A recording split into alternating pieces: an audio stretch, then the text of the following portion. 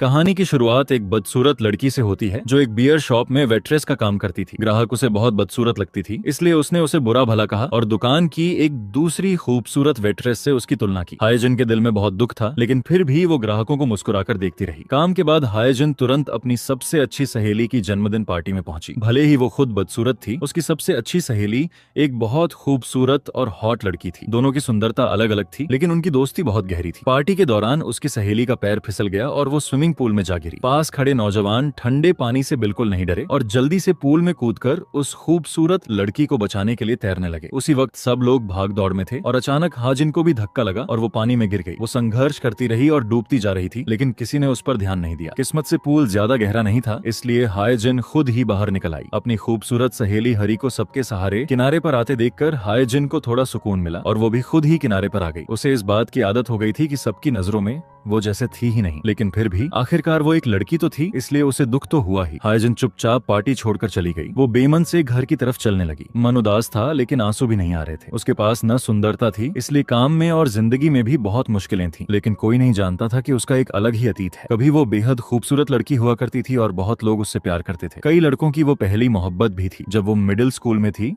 Hygiene उस school की सबसे खूबसूरत लड़की थी, लेकिन इससे उसे कोई घमंड नहीं था। एक दिन उसकी क्लास में एक नया लड़का आया। वो मोटा था, इसलिए पूरी क्लास उसका मजाक उड़ाने लगी, लेकिन हाइजिन को उसके लिए बुरा लगा। जब वो जा रहा था तो दोस्तों ने उसे फिर परेशान किया। हाइजिन ने आगे बढ़कर उन बुरे दोस्तों को वहां से भगाया और उस बेचारे लड़के संजुन को ढांढस बंधाया। बारिश को लेकर उसके मन में एक डर था, क्योंकि जब बारिश हो रही थी तब उसकी माँ का इंतकाल हुआ था, इसलिए बारिश देखते ही वो घबरा जाता था और माँ माँ पुकारने लगता था। हाइजिन बिल्कुल नहीं डरी। वो संजुन के पास गई और उससे बात करने लगी। उसने अपनी कमीज से उसे बारिश से बचाया। उसने उसके कानों में ईयरफोन लगा दी। लड़का धीरे धीरे शांत हो गया और इस नेकदिल सहेली को देखने लगा। उसने कहा कि वो हमेशा उसकी रक्षा करेगी। बस इसी तरह दोनों जल्दी करीब आ गए, लेकिन फिर उन्हें अलग होना पड़ा, क्योंकि संजून को अपने पिता के साथ विदेश जाना था। जाने से पहले उसने हिम्मत जुटाई और हाइजिन को एक किस दी और वादा किया कि वो फिर मिलेंगे, और वो वादा पूरा होने वाला था 20 साल बाद। उस दिन हाजिन के दफ्तर में सुबह से ही बहुत बुरा हुआ था। वो इंटरव्यू के लिए पहले ही देर कर चुकी थी। लिफ्ट में घुसते ही अजीब हालात बन गए। वो पहले आई थी लिफ्ट में, लेकिन बाद में एक खूबसूरत लड़की आई, जिसकी वजह से लिफ्ट ओवरलोड का अलार्म बजने लगा। उस लड़की ने जैसे सुना ही नहीं। किसी ने कुछ नहीं कहा। उस लड़की ने हाइजिन को खुद ही लिफ्ट से बाहर कर दिया, लेकिन तभी किसी अनजान शख्स ने उस खूबसूरत लड़की को धकेल कर बाहर किया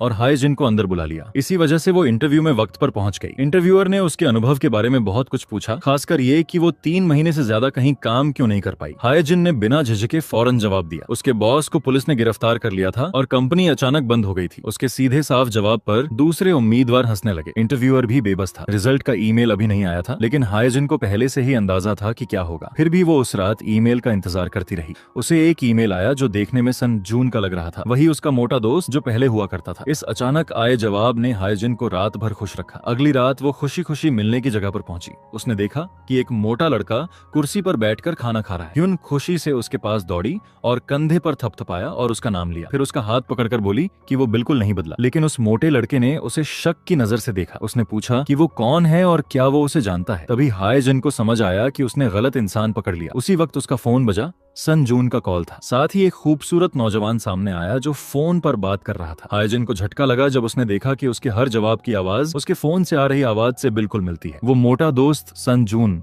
इतना बदल गया था। इस हैरान कर देने वाले बदलाव ने उसे सदमे में डाल दिया। उसका पूरा बदन जैसे जम गया। वो खूबसूरत नौजवान उसे हाथ हिलाकर बुला रहा था। उसने उसे पहचाना नहीं, लेकिन अचानक वो उसके पास से गुजर गया और उसके पीछे खड़ी खूबसूरत लड़की का हाल पूछने लगा। उसने हाइजिन को नहीं पहचाना, क्योंकि हाइजिन तो कभी वो हसीन लड़की थी जिसे हजारों लोग चाहते थे। भला वो इस घुंघराले बालों वाली बदसूरत बतख कैसे हो सकती थी? इसी सोच ने उसे खुद में सिमटा दिया था और संजून को पुकारने की हिम्मत नहीं थी। हाइजिन एक कोने में छिपकर संजून को देखती रही जब उसने गलत इंसान पहचान लिया। हाइजिन बेमन से घर की तरफ चली। रास्ते में उसकी मुलाकात अपनी सबसे अच्छी सहेली हरी से हुई। उसे देखकर लगा कि वो उदास है। हरी ने उसके साथ कई साल गुजारे थे, इसलिए वो समझ गई। हाइन ने कहा कि अब वो सन जून के लायक नहीं रही। उसकी यादों में वो हमेशा एक खूबसूरत छात्रा थी, इसलिए अगर वो इस बदसूरत रूप में आई तो वो बहुत निराश होगा। हारी ने कितना भी समझाया, हायन खुद को सिकोड़ती रही और खुद को कोसती रही, लेकिन वो संजुन को लंबे वक्त तक इंतजार में नहीं रख सकती थी। इसलिए उसने एक हिम्मत भरा फैसला किया। उसने अमीर और खूबसूरत हारी से कहा कि वो हाइजिन बनकर संजुन से मिले। हारी ने ज्यादा सोचा नहीं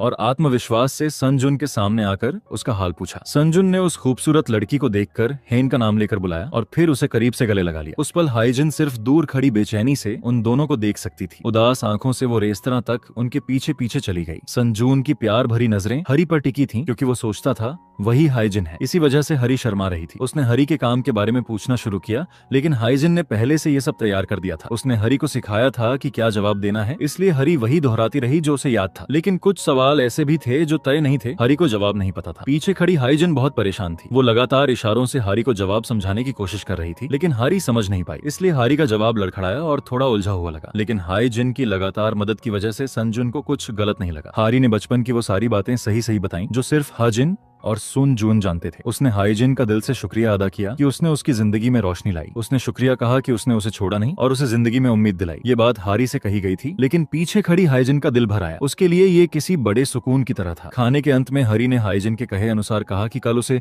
पढ़ाई के लिए विदेश जाना है और वो सन जून से अब नहीं मिल पाएगी। ये सुनकर सन जून उदास हो गया। उसकी पहली मोहब्बत से चंद घंटों की मुलाकात के बाद फिर जुदाई, ये उसके लिए मुश्किल था। हरी का काम हो गया था। वो जाने ही वाली थी कि उसने उसे वापस बुलाया। वो कुछ लाने के लिए दुकान की तरफ दौड़ा। उसने उसे एक तोहफे के डिब्बे में बड़े ध्यान से लपेटकर हरी को दिया। सन जून ने अपने हाथ साफ किए और अपनी पहली मोहब्बत से आखिरी बार हाथ मिलाना चाहा। अचानक उसने उसे कसकर गले लगा लिया। जाने देने का मन नहीं था। उस वक्त हाइजिन कोने में खड़ी उन दोनों को उदासी से देखती रही। घर लौटकर हरी ने सन जून का दिया तोहफे का डिब्बा खोला। वो एक छाता था। हाइजिन को हैरानी नहीं हुई। वो छाते का मतलब जानती थी। उसने हरी को बताया कि जब वो छोटी थी तो उसने अपनी रेनकोट से उसे बारिश से बचाया था और वादा किया था कि वो उसके लिए वो छाता बनेगी। शायद अब सन जून उसके लिए वो इंसान बनना चाहता था, लेकिन अब वो ये खुशी नहीं पा सकती थी। हायन कंप्यूटर के पास गई और बहुत देर तक सोचती रही, लेकिन फिर उसने सन जून का ईमेल डिलीट कर दिया। उसने उसे अपनी याद से भी मिटा दिया। अगली सुबह हायन उठी और फोन देखा तो पता चला कि उसका इंटरव्यू में चुनाव हो गया। अब वो बेकार नहीं थी। वो उस गर्व को लेकर कंपनी पहुंची और पूरी लगन से काम करने को तैयार थी। लेकिन जब वो पहली बार कंपनी पहुंची तो उसे बहुत हैरानी हुई। उसे पता चला कि जिस डिप्टी एडिटर के साथ उसे लंबे समय तक काम करना था वो सन जून था। एक बार जो किस्मत जोड़ दे उससे पीछा छुड़ाना मुश्किल होता है। हायन इतनी घबरा गई कि उसने मुंह ढककर सन जून की नजरों से बचने के लिए बाहर भाग गई। फिर वो एक चोर की तरह छुपते छुपते वापस आई और कांच के दरवाजे से उसे देखने लगी। वो उसे पहचानती नहीं थी, लेकिन उसे देखते ही उसका दिल धड़क उठा। वो पलटी और भाग खड़ी हुई। आखिरकार वो लिफ्ट में पहुंची और उसका दिल बैठ गया क्योंकि अंदर सन जून था। पहले की घबराहट में उसने गलत इंसान देख लिया था। तभी लिफ्ट की रोशनी अचानक बुझी और लिफ्ट रुक गई। हेन थर थर कांपने लगी और घबराहट में दरवाजा पीटने लगी। सन जून झुंझला गया। उसने उसे पीछे खींचा, उसका नाम का टैग उठाया और जोर से हाइजिन पढ़ा। उसे लगा वो पहचान गया, लेकिन वो सिर्फ उसे शांत करना चाहता था। उसे बस इत्तेफाक लगा कि इसका नाम वही है। अपनी पहली मोहब्बत से सामना होने पर हाउन ने होंठ कसकर भींच लिए। वो दीवार से लगकर एक कोने में सिमट गई। सन जून को कुछ समझ नहीं आया। उसे लगा उसकी कर्मचारी के दिमाग में कुछ गड़बड़ है। हाजून ने कोशिश की कि वो उस पर ध्यान न दे। उसने सांस भी रोक ली, लेकिन जितना उसने रोका उतना ही सन जून घबराने लगा। इतनी देर सांस रोकने से हाइजिन लगभग बेहोश होने लगी। वो जमीन पर बैठ गई और हांफने लगी। सन जून को लगा उसे अंधेरे से डर लगता है, इसलिए उसने वही किया जो हाइजिन ने बचपन में उसके लिए किया था। उसने उसे सुनने के लिए ईयरफोन दे दिए ताकि उसका मन शांत हो। हाइजिन के दिल में एक हलचल उठी। वो सच में सन जून को बताना चाहती थी कि बचपन में यही गाना उसे सुनाकर उसे चैन देने वाली वही थी। उसकी पहली मोहब्बत जिसकी वो तलाश में था वही सामने खड़ी है। लेकिन फिर उसने हिम्मत नहीं की। संगीत बंद हुआ और लिफ्ट खुली। सन जून बिना रुके बाहर निकल गया और हाइजिन अभी भी शांत नहीं हो पाई थी। हाइजिन का फैशन मैगजीन में पहला दिन शुरू हुआ। उसे और सन जून को साथ मिलकर काम करना था। काम के दौरान उससे बचना मुश्किल था। हाइजिन ने उत्साह से मॉडल का पसीना पोंछा, लेकिन उसे पता नहीं था कि उसके जूतों के निशान शूटिंग फ्लोर पर पड़ गए। सन जून की जोरदार डांट सुनकर हाइजिन को एहसास हुआ और वो माफी मांगती रही। सन जून ने उसके काम करने के तरीके पर कड़े शब्द कहे, जिससे वो गुस्से में आ गई। हाइजिन सिर झुकाकर चुप रही। उस वक्त वो बस वहां से भाग जाना चाहती थी। किस्मत से एडिटर इन चीफ आ गई और सबकी नजरें उस महिला की तरफ घूम गई। हाइजिन को लगा आज की आफत टली, लेकिन एडिटर इन चीफ ने उसे सफाई करते देखा और उसे पास बुला लिया। एडिटर इन चीफ ने उसके घुंघराले बालों की आलोचना की कि ये किसी मटकी जैसे लग रहे हैं और कोई सुंदरता नहीं है। हाइजिन ने धीरे से समझाया कि उसके बाल प्राकृतिक रूप से घुंघराले हैं। उसने जानबूझकर परम नहीं कराई। सन जून ने यह बात सुनी और बातचीत पर ध्यान देने लगा, क्योंकि उसकी पहली मोहब्बत के बाल भी घुंघराले थे। उसी बारिश वाले दिन उसे ये राज पता चला था। हाइजिन ने बताया था कि वो बस पानी में भीग जाए तो बाल घुंघराले हो जाते हैं, इसलिए वो भी सन जून की तरह बारिश से नफरत करती है। वापस वर्तमान में भले ही हाइजिन ने बात समझाई, एडिटर इन चीफ ने आलोचना जारी रखी। उस महिला ने हाइजिन के कपड़ों को भी पुराना जमाने का बताया। वो सिर झुकाकर चुप रही। वो एक फैशन मैगजीन में काम करती थी, लेकिन उसके पास कोई सुंदरता नहीं थी, इसलिए हाइजिन सिर्फ भारी काम कर सकती थी। काम के एक लंबे दिन के बाद, जिसमें बहुत ताने सुनने पड़े, कार में हायन ने हरी से अपना सारा दिन बताया। बस उसे याद करके ही सांस लेना मुश्किल हो गया। जब उसने मुंह ऊपर उठाकर ताजी हवा ली तो सन जून की कार पास से गुजरी, लेकिन बीच में किसी ने रोक दिया। सन जून उस बड़े लेकिन खाली घर वापस आया। हाइजिन की याद में उसने उसे एक चिट्ठी भेजी, जिससे हेन घबरा गई और हारी से मदद मांगी। हारी ने फौरन संजुन को यूरोप में खींची अपनी तस्वीर भेज दी। दी और कहा कि वो वहाँ घूम रही है। ये पढ़कर वो अपनी पहली मोहब्बत के बारे में सोचकर खुशी से मुस्कुरा उठा, लेकिन वो मुलायम और गर्म था सिर्फ उसके साथ। दफ्तर में डिप्टी एडिटर के रूप में वो बेहद कड़ा था। वो अपने कर्मचारियों पर जोर डालता था कि कंपनी की 20वीं सालगिरह के लिए जल्दी से सजावट के आइडिया लाएं। उसने एक मिनी रेत घड़ी से हर किसी के जवाब का वक्त तय किया। चाहे कोई भी बात करे, वो संतुष्ट नहीं होता। कोई भी आइडिया उसे मनाने में कामयाब नहीं हुआ। लगातार कड़े शब्दों ने कर्मचारियों पर भारी दबाव डाल दिया। सन जून ने बस पांव पटका और सब इतने चौंक गए, खासकर हेन, कि उसे पता ही नहीं चला जब उसने उसे बोलने के लिए बुलाया। जब उसने बोला तो लड़खड़ाई और वक्त बर्बाद किया, इसलिए उसने उसे बाहर कर दिया। उसकी डांट से वो पूरी मीटिंग उदास रही। वो बस उसे देखती रही और सोचती रही कि क्या बदसूरत होने की वजह से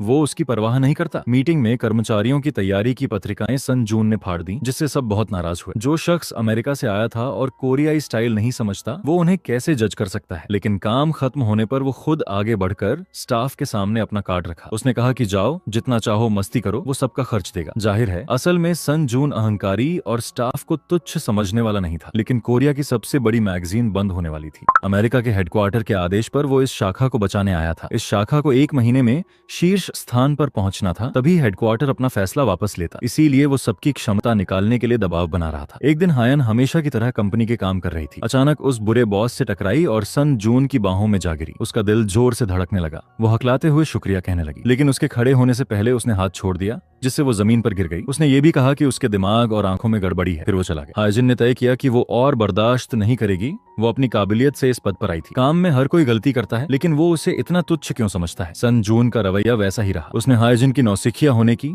बोलने में हकलाने की, काबिलियत, अनुभव और काम करने के तरीके की आलोचना की। इसका नाम उसकी नेक पहली मोहब्बत जैसा है, इसीलिए उसने ध्यान दिया था। इससे हायजिन बहुत गुस्से में आ गई। उसने उसे नहीं पहचाना और उसे तुच्छ समझने की हिम्मत की। तो इस हाल में वो कंपनी नहीं छोड़ेगी। वो उसके पास हर दिन रहेगी ताकि उसे पागल कर सके। अगले दिन हायजिन बेधड़क कंपनी आई और सहकर्मियों के साथ अपने बॉस की आलोचना करने लगी। वो कह रही थी कि वो ज्यादा हैंडसम नहीं है, उसका स्वभाव अजीब है, मुंह हमेशा गुस्से में रहता है, इसलिए सच में उसके दोस्त नहीं होंगे। जी भरकर बातें करती रही। उसे एहसास नहीं हुआ कि सन जून उसके पीछे खड़ा था। जब वो पलटी और उसका चेहरा देखा तो जोर से चिल्ला उठी। जो सहकर्मी उसके साथ बातें कर रहे थे, वो अंधा आंख बंद करके वहां से खिसक गए। उन्होंने हायजिन को उस शैतान के साथ अकेला छोड़ दिया। सन जून ने परवाह नहीं की। वो उसके नीचे से कागज खींचे, धूल झाड़ी और चला गया। उस दिन वो किसी होटल में एक पार्टनर के साथ कारोबार की बात कर रहा था। तभी उसे अचानक हरी भी वहां दिखी। उसने उसका हाथ पकड़ा और पूछा कि वो विदेश क्यों नहीं गई। हरी ने जल्दी से सन जून को गले लगाया ताकि अपना नाम का टैग फेंक सके, लेकिन उसके सहकर्मी ने उसे उठा लिया। उस शख्स ने उसे बुलाया और वो डायरेक्टर थी, इसलिए वो सन जून से झूठ नहीं बोल सकती थी। हरी ने कहा कि वो सच में यूरोप गई थी, लेकिन अचानक यहाँ अच्छी नौकरी मिल गई, इसलिए कोरिया में रुक गई और सन जून को बताने का वक्त नहीं मिला। वो खुश था क्योंकि उसे हर्ष जिनसे अब अक्सर मिलने का मौका मिलेगा। ये सुनकर हरी डर गई। जैसे ही वो गया, उसने हायजिन को मदद के लिए फोन किया, लेकिन फोन उसकी सहकर्मी शिन्या ने उठाया। घर पहुंचकर हरी हायजिन का इंतजार नहीं कर पाई और उसे बता दिया कि विदेश पढ़ने का झूठ खुल गया। लेकिन हायजिन ने तब भी कसम खाई कि अब से वो उस बुरे सन जून से सब रिश्ता तोड़ेगी। उसने हरी को भी मना किया कि उसका नाम उसके सामने न ले। इससे हरी होटल वाली बात उसे नहीं बता पाई। हरी डरी हुई थी कि हायजिन नाराज होगी, इसलिए उसने यह मामला खुद सुलझाने की सोची। अगली सुबह सन जून ने दिन की शुरुआत की। वो काम में इतना डूबा हुआ था कि फूलदान का पानी कॉफी समझकर पी गया। जब वो लाल बत्ती पर रुका तो किसी ने कुछ कहा, हरी बत्ती है, चलो। वो चौंक गया क्योंकि ये बात उसे हायजिन की बचपन की बात याद दिलाती थी। सच में वो हायजिन ही थी क्योंकि वो उसी सड़क से गुजर रही थी, लेकिन दोनों ने एक दूसरे को नहीं पहचाना। सन जून को लगा शायद हरी यहाँ थी, इसलिए उसने फोन करके पूछा, लेकिन वो नहीं थी। दफ्तर पहुंचकर उसने फिर अपने कर्मचारियों पर नए आइडिया के लिए मीटिंग का दबाव बनाया, लेकिन कुछ भी उसे पसंद नहीं आया। तभी टीम लीडर ने हायन से प्रेजेंटेशन के लिए प्रोजेक्टर चालू करने को कहा, लेकिन घबराहट में उसने एलईडी लाइट सीधे सन जून के चेहरे पर मार दी। फिर दूसरी लाइट उठाई और फिर वही रोशनी उसके चेहरे पर पड़ी। बाकी सहकर्मी हंसी रोक नहीं पाए, लेकिन किसी तरह वो प्रोजेक्टर चालू करने में कामयाब रही। मीटिंग के बाद शिनुक को एहसास हुआ कि हैन डिप्टी एडिटर से बहुत डरती है, इसलिए वो रुककर उसे सिखाने लगा। इससे वो और भी घबरा गई, जिससे उसे लगा कि वो सच में बहुत प्यारी है। जब सन जून ने उसे आज की मीटिंग रिपोर्ट लाने को कहा तो हायजिन घबरा गई और दूसरे सहकर्मियों से मदद मांगने लगी। उसने उनसे कुछ जरूरी शब्द समझाने को कहा, लेकिन सब व्यस्त थे, इसलिए उसे बहुत सारी गलतियों वाली रिपोर्ट लेकर जाना पड़ा, जिसकी वजह से सन जून ने उसे डांटा। उसने कहा कि उसकी समझ कमजोर है, जरूर किसी सिफारिश से नौकरी ली होगी। इस बात ने हायजिन को अंदर तक चोट पहुंचाई। उसने समझाया कि वो ब्रांच की एड मैनेजर के पद के लिए चुनी गई थी, लेकिन टीम लीडर ने उसे मैगजीन रूम में भेज दिया। वो फैशन की भाषा सीखने की पूरी कोशिश कर रही है और सिफारिश से नहीं आई। सन जून को परवाह नहीं थी, वो सिर्फ पेशेवर लोगों के साथ काम करना चाहता था। अगर वो ऐसे ही रही तो वो उसे निकाल देगा। उसने उसने उसकी रिपोर्ट सीधे जमीन पर फेंकी और उसे भगा दिया। यहाँ तक कि बड़बड़ाते हुए बोला, ऐसे किस आदमी को यहाँ आने दिया? हेन को खुद पर तरस आया। उसे गोदाम में जाकर मीना के साथ सामान छांटना पड़ा, लेकिन उसे वहाँ के कॉस्मेटिक्स के नाम भी नहीं पता थे। सन जून से टक्कर भी हुई। उसने आउटफिट चेक किया और ऑफिस वापस लौट गया। ऑफिस में शिन हुक ने उसे बेवकूफ बनाया और उसका सिर नूडल के पैकेट से टकरा दिया। यहाँ सब उसे परेशान कर रहे थे। हाइजिन वापस एड मैनेजमेंट रूम में गई। उसने सोचा यहाँ रहना ठीक रहेगा, कम से कम यहाँ वो घर की सफाई कर सकती है, चाय बना सकती है, कुछ भी कर सकती है, बस उसे तुच्छ न समझा जाए। लेकिन आखिरकार मैनेजर ने उसे फैशन टीम में भेज दिया। थोड़ी देर बाद वो वापस आई और उसे फिर खींच कर ले जाया गया। उसे एक के बाद एक काम मिलते रहे। वो पूरे दिन चक्कर खाती रही जैसे कोई पिन ऑफ हील हो। देर रात जब काम से छुट्टी मिली, वो बस में ऊँघने लगी। बुजुर्गों को देखकर उसने अपनी जगह छोड़ दी। घर आकर वो हरी से मन की बात करना चाहती थी। सोचा सांत्वना मिलेगी, लेकिन हरी ने उसे ऐसे शब्द सुनाए जो उसे जगा गए। हरी ने कहा कि हर इंडस्ट्री की भाषा अलग होती है, इसे जिंदगी की भाषा से मिलाना नहीं चाहिए। उसने हाइजिन से कहा कि फैशन की दुनिया में काम करना है तो पहले खुद सीखो। बॉस का कर्मचारी को डांटना नॉर्मल है। वो हमेशा कहती है कि कोशिश कर रही हूँ, या बस सन जून को खुश करने की कोशिश कर रही है। लेकिन क्या उसने फैशन टीम में आने के बाद कोई मैगजीन खुद से पढ़ी, या बस दूसरों से पूछती रहती है? वो खुद को नहीं बढ़ाती, लेकिन दूसरों को जिम्मेदार ठहराती रहती है। इन बातों ने हाइजिन को रात भर जगाए रखा। फिर उसे एहसास हुआ कि वो गलत थी। उस रात उसने खुद पहल करके हरी की फैशन किताबों की अलमारी खोजी। उसने नोट्स वाली कोई मैगजीन देखनी चाहिए। तभी उसे पता चला कि हरी को पता था कि वो इस जगह आकर पढ़ेगी। उसने एक नोट छोड़ा था जिसमें उसे हौसला दिया था। हरी ने वादा किया कि वो उसे आगे बढ़ने में मदद करेगी। इसी तरह हाइजिन ने फैशन सीखने का सफर शुरू किया। काम पर जाना, रिसर्च करना, घर लौटकर रात को हरी के आउटफिट कोऑर्डिनेशन का ज्ञान सीखना। उसने कॉस्मेटिक्स के बारे में सीखा। राहगीरों को देखकर ब्रांड का नाम और कपड़ों का मेल अंदाजे से लगाने की प्रैक्टिस की। फैशन का ज्ञान मिलने से हेन की परफॉर्मेंस में काफी सुधार आया। वो अपने काम में ज्यादा आत्मविश्वासी हो गई। सख्त एडिटर इन चीफ ने भी उसकी तारीफ की। मीटिंग में मुश्किल शब्द सुनकर वो उन्हें अब समझ सकती थी। सन जून को दी गई रिपोर्ट भी काफी बेहतर हो गई, बस उसके हाथ पैर अभी भी लड़खड़ाते थे। शिनाया काम के बाद उसे लगातार तीखे चावल के केक खाने ले जाने की जिद करता रहा। हाइजिन को समझ नहीं आया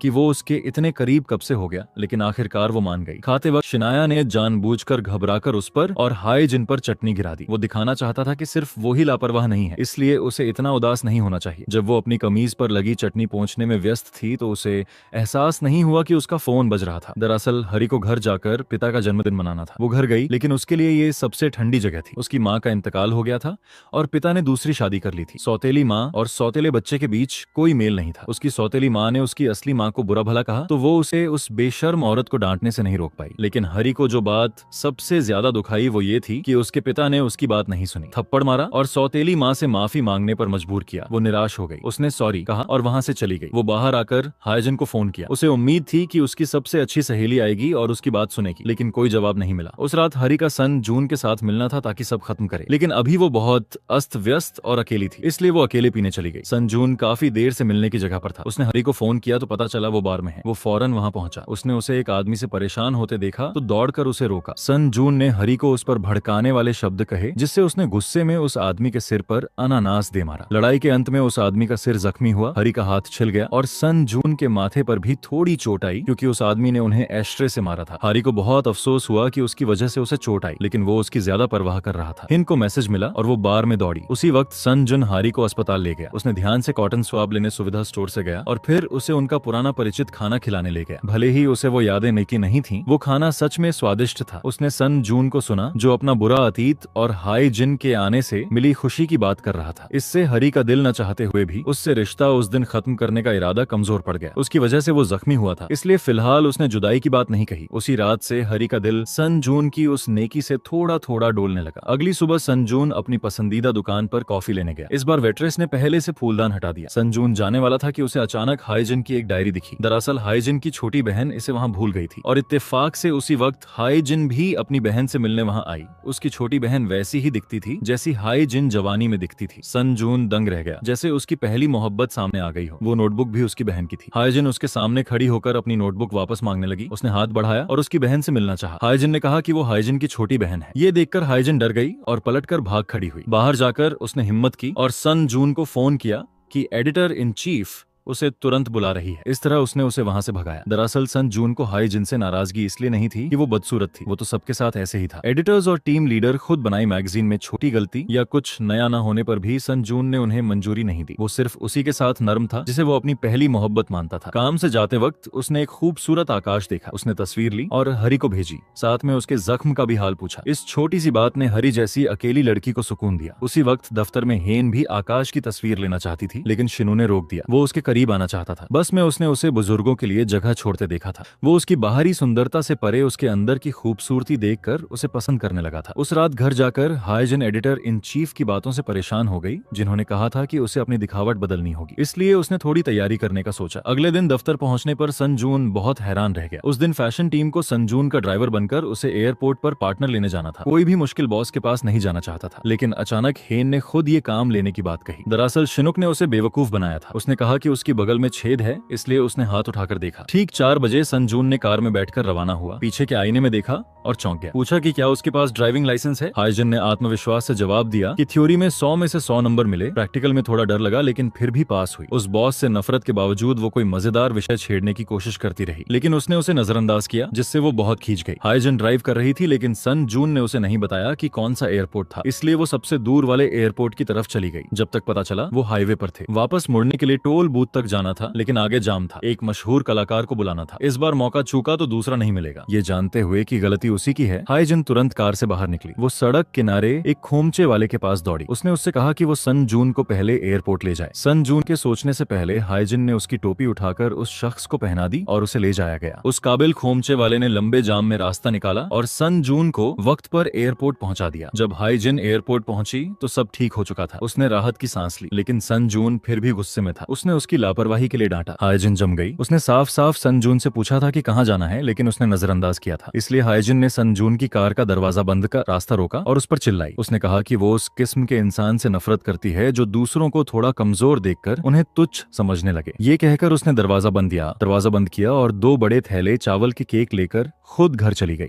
उसकी पहली मोहब्बत ऐसा इंसान नहीं था। रात को हाईजन ने हरी को साथ पीने बुलाया। सिर्फ वो उदास नहीं थी, हरी भी उतनी ही उदास थी। आज उसके पिता माफी मांगने आए थे उस थप्पड़ के लिए, लेकिन उसके बाद उन्होंने हरी से कहा कि सौतेली माँ के साथ दिल खोल ले, क्योंकि वो बहुत संवेदनशील है। उसने कहा, पिताजी की दूसरी पत्नी इतनी संवेदनशील है तो मेरा क्या। उसने कहा कि जाइए, परिवार के साथ खाइए, एक बिगड़े बच्चे के साथ खाने से ज्यादा गर्मजोशी होगी। वापस फैशन कंपनी में बारिश जोर से हो रही थी, ठीक हायन और हरी की उदासी की तरह। हायन ने गलती से वो छाता उठा लिया जो सन जून ने हरी को दिया था। सन जून चौंक गया, लेकिन उसे इत्तेफाक लगा। हाय जिन को भी कुछ अजीब लगा और वो जल्दी से निकल गई। हरी पहले पब में जाकर इंतजार करने लगी। हरी को मैसेज नहीं मिला था। वो हकीकत से दूर भागने के लिए स्विमिंग पूल में डूबी हुई थी, लेकिन मन इतना भारी था कि उससे हल नहीं हुआ। इतना बुरा हाल था कि जिम में संजन से मिली तो उसने परवाह भी नहीं की, लेकिन वो अलग था। उसने देखा कि वो उदास है तो जिम छोड़कर उसके साथ गाड़ी में बैठ गया। सन जून हरी को पार्क में बैडमिंटन खेलने ले गया ताकि उसका मन हल्का हो। ये काफी कारगर रहा और उसे बहुत अच्छा लगा। उसकी लगातार ये परवाह उसे धीरे धीरे उससे जोड़ने लगी। हरी ने पहली बार अपनी माँ की याद खुलकर बताई। सन जून को भी वही दर्द था, लेकिन वो उससे उबर पाया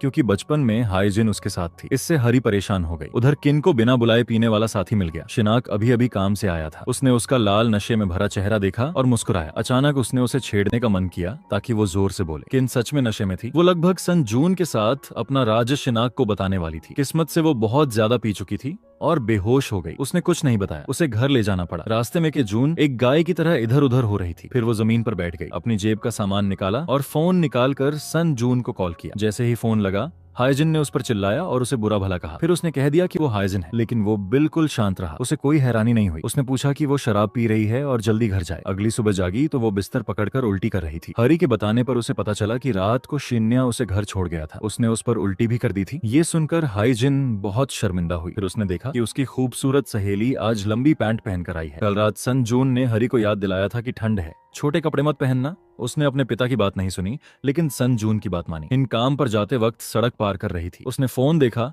तो पता चला कि उसने सन जून को कॉल किया था। जैसे ही शिनुक से मिली, उसने पूछा कि कल उसने डिप्टी एडिटर को कुछ कहा क्या। शिनाक ने अकड़ते हुए जवाब देने से मना कर दिया। उसने हाईजिन को मजबूर किया कि रिश्वत में 2 किम्पब खरीदे। तब शिनाक ने बताया कि कल उसने डिप्टी एडिटर को बुरा भला कहा था, इसलिए उसे जल्दी से फोन काटना पड़ा। ये सुनकर हे जेन को चैन मिला। अजीब बात यह है कि हाईजिन ने उसे गाली दी, फिर भी सन जून ने उदारता से नजरअंदाज किया। ये उसके हमेशा वाले सख्त रवैये से बिल्कुल अलग था। दरअसल उसे भी कल अपनी गलती का एहसास हुआ था। कॉफी पर वेट्रेस की बात सुनकर उसे समझ आया कि जब वो ध्यान में खोया हो तो कुछ नहीं सुनता, इसलिए गलत रास्ते जाने का कसूर भी उसका था, लेकिन उसने सब हाइजिन पर डाल दिया। उस दिन एडिटर इन चीफ ने एक मशहूर कलाकार के साथ मिलकर काम करने के जश्न में पार्टी रखी। सभी कर्मचारियों को भाग लेना था। सन जून पीना नहीं चाहता था, लेकिन एडिटर इन चीफ ने जबरदस्ती पिलाई। उन दोनों की इस जंग में सन जून ने तुरंत पूरा गिलास एक सांस में पी लिया। उसका चेहरा बिल्कुल होशमंद था। वो उठकर जाने लगा, लेकिन जब हाइजिन और शिनहू बाहर आए तो उन्होंने उसे फर्श पर बेहोश देखा। दोनों नेक लोग उसे उसके होटल ले गए। शिनुक प्यासा था, इसलिए उसने हाइजिन को सन जून के फ्रिज से पानी लाने को कहा। तब उसे पता चला कि फ्रिज में सिर्फ मिनरल वाटर भरा था। वो सन जून की चिंता करने लगी। वजन कम करने के लिए वो सिर्फ पानी पीता था। इसी सोच में हाउन को एहसास हुआ कि उसका फोन सन जून के कमरे में रह गया। उस फोन में उसकी और हरी की सारी तस्वीरें थीं।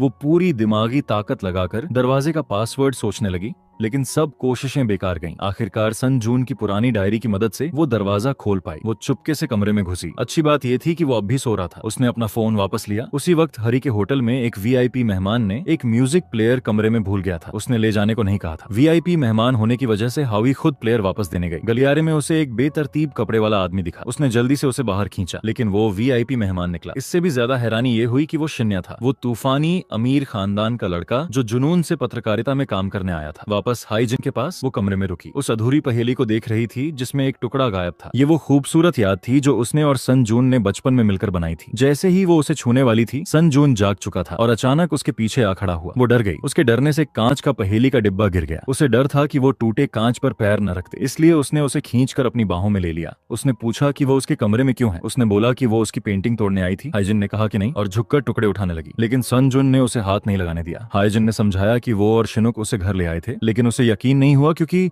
अभी सिर्फ वही कमरे में थी। कुछ कहने से कोई फायदा नहीं था। जिनके पास पहले जाने के अलावा कोई चारा नहीं था, लेकिन बाहर निकलते ही उसे पता चला कि उसने सन जून का जूता पहन लिया था, इसलिए वो वापस जाने को मजबूर हुई, लेकिन उसने दरवाजा वजह बंद कर दिया। थोड़ी देर बाद एक चप्पल पेड़ की शाखे पर अटकाकर हाइजिन को वापस की गई। उसने भी सन जून को जूता लौटाया। शर्मिंदगी में उसने उसे कोसा भी कि एक गिलास पीकर बेहोश हो गया। तभी उसने दरवाजा और धमकी दी। वो भाग गई। उस दिन हाइजिन के माता पिता खाना बना रहे थे तो हरी उनके घर आ गई। खाना खाने के बाद हाइजिन अपने कमरे में गई और पुरानी चीजें देखने लगी। अचानक उसे बचपन की एक किताब में पहेली का गायब टुकड़ा मिला। जवानी की यादें लौट आईं। सन जून ने खुद उसे छाते के आकार का वो टुकड़ा दिया था। उसने वादा किया था कि जिस दिन वो लौटेगा वो उसकी छाता बनकर उसकी रक्षा करेगा, लेकिन अब एक ने कहने की हिम्मत नहीं थी, दूसरे को पहचान नहीं थी। वापस जाते वक्त हेन को एक सहकर्मी का फोन आया कि उसके लिए रिपोर्ट पूरी कर दे क्योंकि वो ब्यूटी रूटीन में व्यस्त है। हेन ने मान लिया, जिससे हरी बस यही चाहती थी कि उसे थप्पड़ मारे। जब हाइजिन का काम हो गया तो उसने सन जून के ऑफिस के पास जाकर झांका। गलती से उसने मैनेक्विन का हाथ तोड़ दिया। उसे नहीं पता था कि वो इतनी रात को दफ्तर में होगा। वो घबराकर अलमारी में छिप गई। इससे उसे पता चला कि अगर मोस्ट कोरिया मैगजीन जल्दी असरदार नहीं हुआ तो उसे बंद कर दिया जाएगा। अब उसे समझ आया कि सन जून सब पर इतना दबाव क्यों डालता था। वो बहुत सावधान थी, लेकिन फिर भी उसे पता चल गया। उसने कहा कि वो इस बारे में किसी को नहीं बताएगी। उसने उसे जाने दिया। वो उस नासमझ लड़की को देखकर हंसा। उसे डर नहीं था कि वो राज खोलेगी। हाइजिन को एहसास नहीं था कि वो पहेली का टुकड़ा उसके कमरे के दरवाजे के सामने गिरा दिया। लगता था सन जून को नहीं पता था। वो जिम गया और वहाँ हरी मिली जो अभी अभी ट्रेनिंग से आई थी, लेकिन उसे उसके साथ और वक्त बिताने का मन था। उसने झूठ कहा कि वो अभी आई है। ट्रेनिंग खत्म होने के बाद हरी उसे घर छोड़ने गई। घर जाने से पहले सन जून ने देखा कि हरी की पलकें झड़ी हुई हैं। ध्यान से उसने उसे उठा कर दिया। उसने उसे वो काम याद दिलाया जो वो बचपन में करते थे, यानी मुराद मांगना। इससे हरी हंसी भी और परेशान भी हुई। घर लौटकर उसे हाइजिन के लिए अचानक अफसोस हुआ। हरी ही जिन की पहचान इस्तेमाल करके उसकी पहली मोहब्बत के साथ थी। अगले दिन ही जिन और सन जून एक साथ काम पर गए। वही पुराना जुमला, हरी बत्ती है चलो, लेकिन इस बार वो उसकी मौजूदगी भांप सका। दफ्तर पहुंचने पर हाइजिन को पता चला कि सन जून के ऑफिस के पास पहेली का टुकड़ा गिर गया था। डर था कि वो देख लेगा, इसलिए वो उससे पहले उसे ढूंढने निकली। वो फर्श पर घुटनों के बल रेंगने लगी, जिससे सहकर्मी चौंक गए, लेकिन सन जून ने उस टुकड़े को पैर के तले दबाकर अपने ऑफिस में जा चुका था। हाइजिन ने डिलीवरी का काम लिया और बहाने से पेन गिराकर झुकी ताकि सन जून के जूते के तले से टुकड़ा निकाल सके, लेकिन उसका पैर बार बार हिलता रहा। जब वो झुकी तो सन जून ने उसे चौंका दिया और बाहर भेज दिया। दोपहर तक वो बाहर नहीं आया। इसी दौरान टुकड़ा खुद ही गिर पड़ा। पलटने पर शिन्यू ने जल्दी से उसे गले लगाया और टुकड़ा निकाल लिया। दरअसल पहले शिनुक ने हाइजिन को उस टुकड़े के बारे में सफाई वाली दीदी को बताते सुना था और रात पहले उसने हाइजिन की पहली मोहब्बत की पहचान भी जान ली थी, इसलिए उसने उसकी मदद करने का फैसला किया। हाइजिन ने शिनुक को खाने पर तोहफे में आमंत्रण दिया। उसने ये भी मान लिया कि वो उसकी मांस पलटने वाली दीदी बनेगी। उधर हरी अभ्यास के कमरे में सन जून के आने का इंतजार कर रही थी। उसे पता नहीं था कि कब से उस पर ध्यान जाने लगा, लेकिन वो नहीं आया तो उसे उसे खुद ही वापस जाना पड़ा। वो सुविधा स्टोर पर सामान लेने गई। वहाँ अचानक शिन्या मिला। वो अमीर खानदान का लड़का था, लेकिन इंस्टेंट नूडल के पैसे भी नहीं थे। हरी को पैसे देने पड़े पिछले दिन की गड़बड़ी के लिए माफी में। उसने उसे बेघर आदमी समझा। शिन ह्यूक की बिंदास तरीके से नूडल खाने की आदत पर उसने आलोचना की, लेकिन फिर वो खुद भी उसी तरह नूडल खाने लगी और कह दिया कि कितना स्वादिष्ट है। तभी हाइजिन का फोन आया। दोनों ने मिलकर घर जाने का तय किया। सोचा था तीनों मिलेंगे, लेकिन शिन्यो हाइजिन के आने से पहले होटल लौट गया। हरी अपनी पुरानी दुनिया में वापस नहीं जा पाई। एक आदमी उसके पीछे पड़ा था। पहले ऐसा आदमी उसका मापदंड था, लेकिन अब ऐसा इंसान उसे घिन दिलाता था। वो एक सादा और सच्चा प्यार चाहती थी, जहाँ साथ खाना खाएं और मन की बातें करें, बड़ी बड़ी पार्टियां नहीं। रास्ते में उसे सन जून की परछाई दिखी। हरी कार से उतरकर उसके पीछे भागी, लेकिन अचानक उसे एहसास हुआ कि वो तो सिर्फ एक ढोंगी है। उसे चाहने का कोई हक नहीं। वो उदास होकर शिनुक के पास गई। उससे पूछा कि किसी ऐसे इंसान को कैसे भूलें जो उसका नहीं है। फिर उससे कहा कि उसका मंगेतर बनकर उसे एक आदमी के सामने प्रपोज करे ताकि वो उसे भूल जाए। लेकिन उस रात दोनों देर तक इंतजार करते रहे। सन जून नहीं आया। रास्ते में एक कार एक्सीडेंट हो गया था। बारिश हो रही थी, जिससे उसे डर लग गया और माँ की याद आ गई। घबराहट में वो कार पर काबू नहीं रख पाया। सन जून बस कार से उतरकर भागना चाहता था, लेकिन उसके हाथ पैर बिल्कुल जवाब दे गए और वो सड़क पर गिर पड़ा। पास से गुजरती बस में हियन ने देखा और बहुत घबरा गई। उसने खतरा उठाकर सन जून के लिए रेनकोट लाने दौड़ी। वो उसे लगातार हौसला दिलाती रही। वो उस बदसूरत लड़की को देखने लगा। उसकी आंखों में उसकी पहली मोहब्बत की तस्वीर उभरने लगी। उसे बस स्टॉप पर पहुंचाया। सन जून उसे बार बार भगाने की कोशिश कर रहा था, लेकिन उसने पहले टैक्सी बुलाकर उसे घर भेजा। तब आजाद हुई। हरी ने फोन किया। पता चला सन जून टैक्सी में बेहोश था। उसने शिन हुक को संक्षेप में बताया और फौरन निकल पड़ी। हरी जैसे ही आई, सन जून के कमरे का दरवाजा खटखटाया। उसने कमजोर हालत में दरवाजा खोला और उसकी बाहों में गिर गया। हरी एक अमीर घर की बेटी थी, जिसकी हमेशा सेवा होती थी, लेकिन उसने अपने प्यार के लिए दलिया बनाया। वो काफी अनाड़ी थी। सन जून थोड़ा होशमंद था। उसने हरी के पास आकर पूछा कि क्या वो किसी काम से आई है। वो अचानक जुदाई की बात नहीं कहना चाहती थी। बहाना बनाया कि वो उसकी कमीज वापस करने आई है। दलिया बन गया, लेकिन सन जून सो गया। उसी वक्त हाय जिन भी शिनुक से मदद मांग रही थी। उससे कहा कि वो सन जून के लिए दलिया ले जाए। बदले में वो उसकी 3 मनचाही बातें मान लेगी। इस फायदेमंद अदले बदले पर शिन ने फौरन हाँ कर दी। वो सन जून के होटल पहुंचा, लेकिन सुरक्षा ने उसे गलत समझ लिया। कमरे के दरवाजे पर हरी से टकराया। उसने कहा कि उसकी दोस्त बीमार है, इसलिए उसे यहाँ छोड़ दिया। शिन्या ने ज्यादा नहीं सोचा। सन जून के कमरे में गया, जार में रखे पहेली के टुकड़े देखे और समझ गया। सन जून को एक झपकी में देखकर शिनुक ने हाइजिन की पहचान बताई। फिर उसने हरी का बनाया सिरके से भरा दलिया हटाया और हाइजिन का लाया दलिया रख दिया। शिनाक वापस जाने ही वाला था, लेकिन सन जून को बुखार बहुत तेज लगा, इसलिए उसे रुककर उसकी देखभाल करनी पड़ी। अगली सुबह सन जून उठा तो एक अनजान आदमी को घर में देखकर बहुत डर गया। शिनाक ने बताया कि हाइन ने उसे भेजा था, वो खुद नहीं आया और वो इतनी जल्दी में था कि कपड़े नहीं लाया, इसलिए थोड़ी देर के लिए सन जून का अंडरवियर उधार लिया। वो तुरंत वापस करेगा। ये सुनकर सन जून के रोंगटे खड़े हो गए। उसने वो अंडरवियर शिनाक को दे दिया। थोड़ी देर बाद उसने हरी को मैसेज करके दलिया के लिए शुक्रिया कहा। उसे लगा ये दलिया हरी ने बनाया था। रात को सन जून के साथ बारिश में रही हाइजिन को सर्दी हो गई। आज काम पर आने पर हर छींक पर उसके सहकर्मी डर जाते थे। सन जून उसे देखकर बहुत पछता रहा था। आखिरकार उसकी ही वजह से उसे सर्दी लगी थी। कल बारिश में उसकी देखभाल करते वक्त उसे पहली मोहब्बत जैसा एहसास हुआ था। वो दवाई लेने फार्मेसी गया, फिर दफ्तर लौटकर हाइजिन की मेज के पास गया, लेकिन जैसे ही कोई गुजरा उसने दवाई छिपा ली और चला गया। वो उस कठोर डिप्टी एडिटर का रुतबा बनाए रखना चाहता था। जब तक वो हिम्मत जुटाता, किसी ने पहले ही कर दिया। शिन्या ने बिना झिझक के हाइजिन के माथे पर बुखार की पट्टी लगाई। उसे प्यारा बिल्ली वाला मास्क भी दिया। सन जून ही जिनको दवाई नहीं दे पाया, गुस्से में उसने उस पर रिपोर्ट न देने का आरोप लगाया और गुस्से में दवाई का थैला फेंक दिया। दोपहर में सन जून ने हरी को शुक्रिया कहने के लिए खाने पर बुलाया, लेकिन फिर बारिश हो गई। इसी से उसे पता चला कि हरी को उसकी पहली मोहब्बत की तरह बारिश से डर नहीं लगता, बल्कि उसे बारिश बहुत पसंद है, क्योंकि बचपन में वो अपनी माँ के साथ बारिश में खेलती थी। हरी को कुछ अजीब लगा और उसने जल्दी से बात बदल दी। पीछे के दफ्तर में काम खत्म होने पर हमेशा की तरह सब काम हाइजिन पर डाल गए। उसे इस बात की इतनी आदत हो गई थी कि उसने सब काम उठा लिया, लेकिन शिन्या की दी दवाई की वजह से आंखें बंद होने लगी और वो सो गई। सन जून ने ये देखा। वो फौरन उसकी मदद करने आया। उसने उसकी नींद न टूटे इसलिए कॉल बंद कर दिया। एक सहकर्मी जो अभी गया नहीं था, वो मास्क पहनकर सबको डराने की कोशिश कर रहा था। सन जून डर गया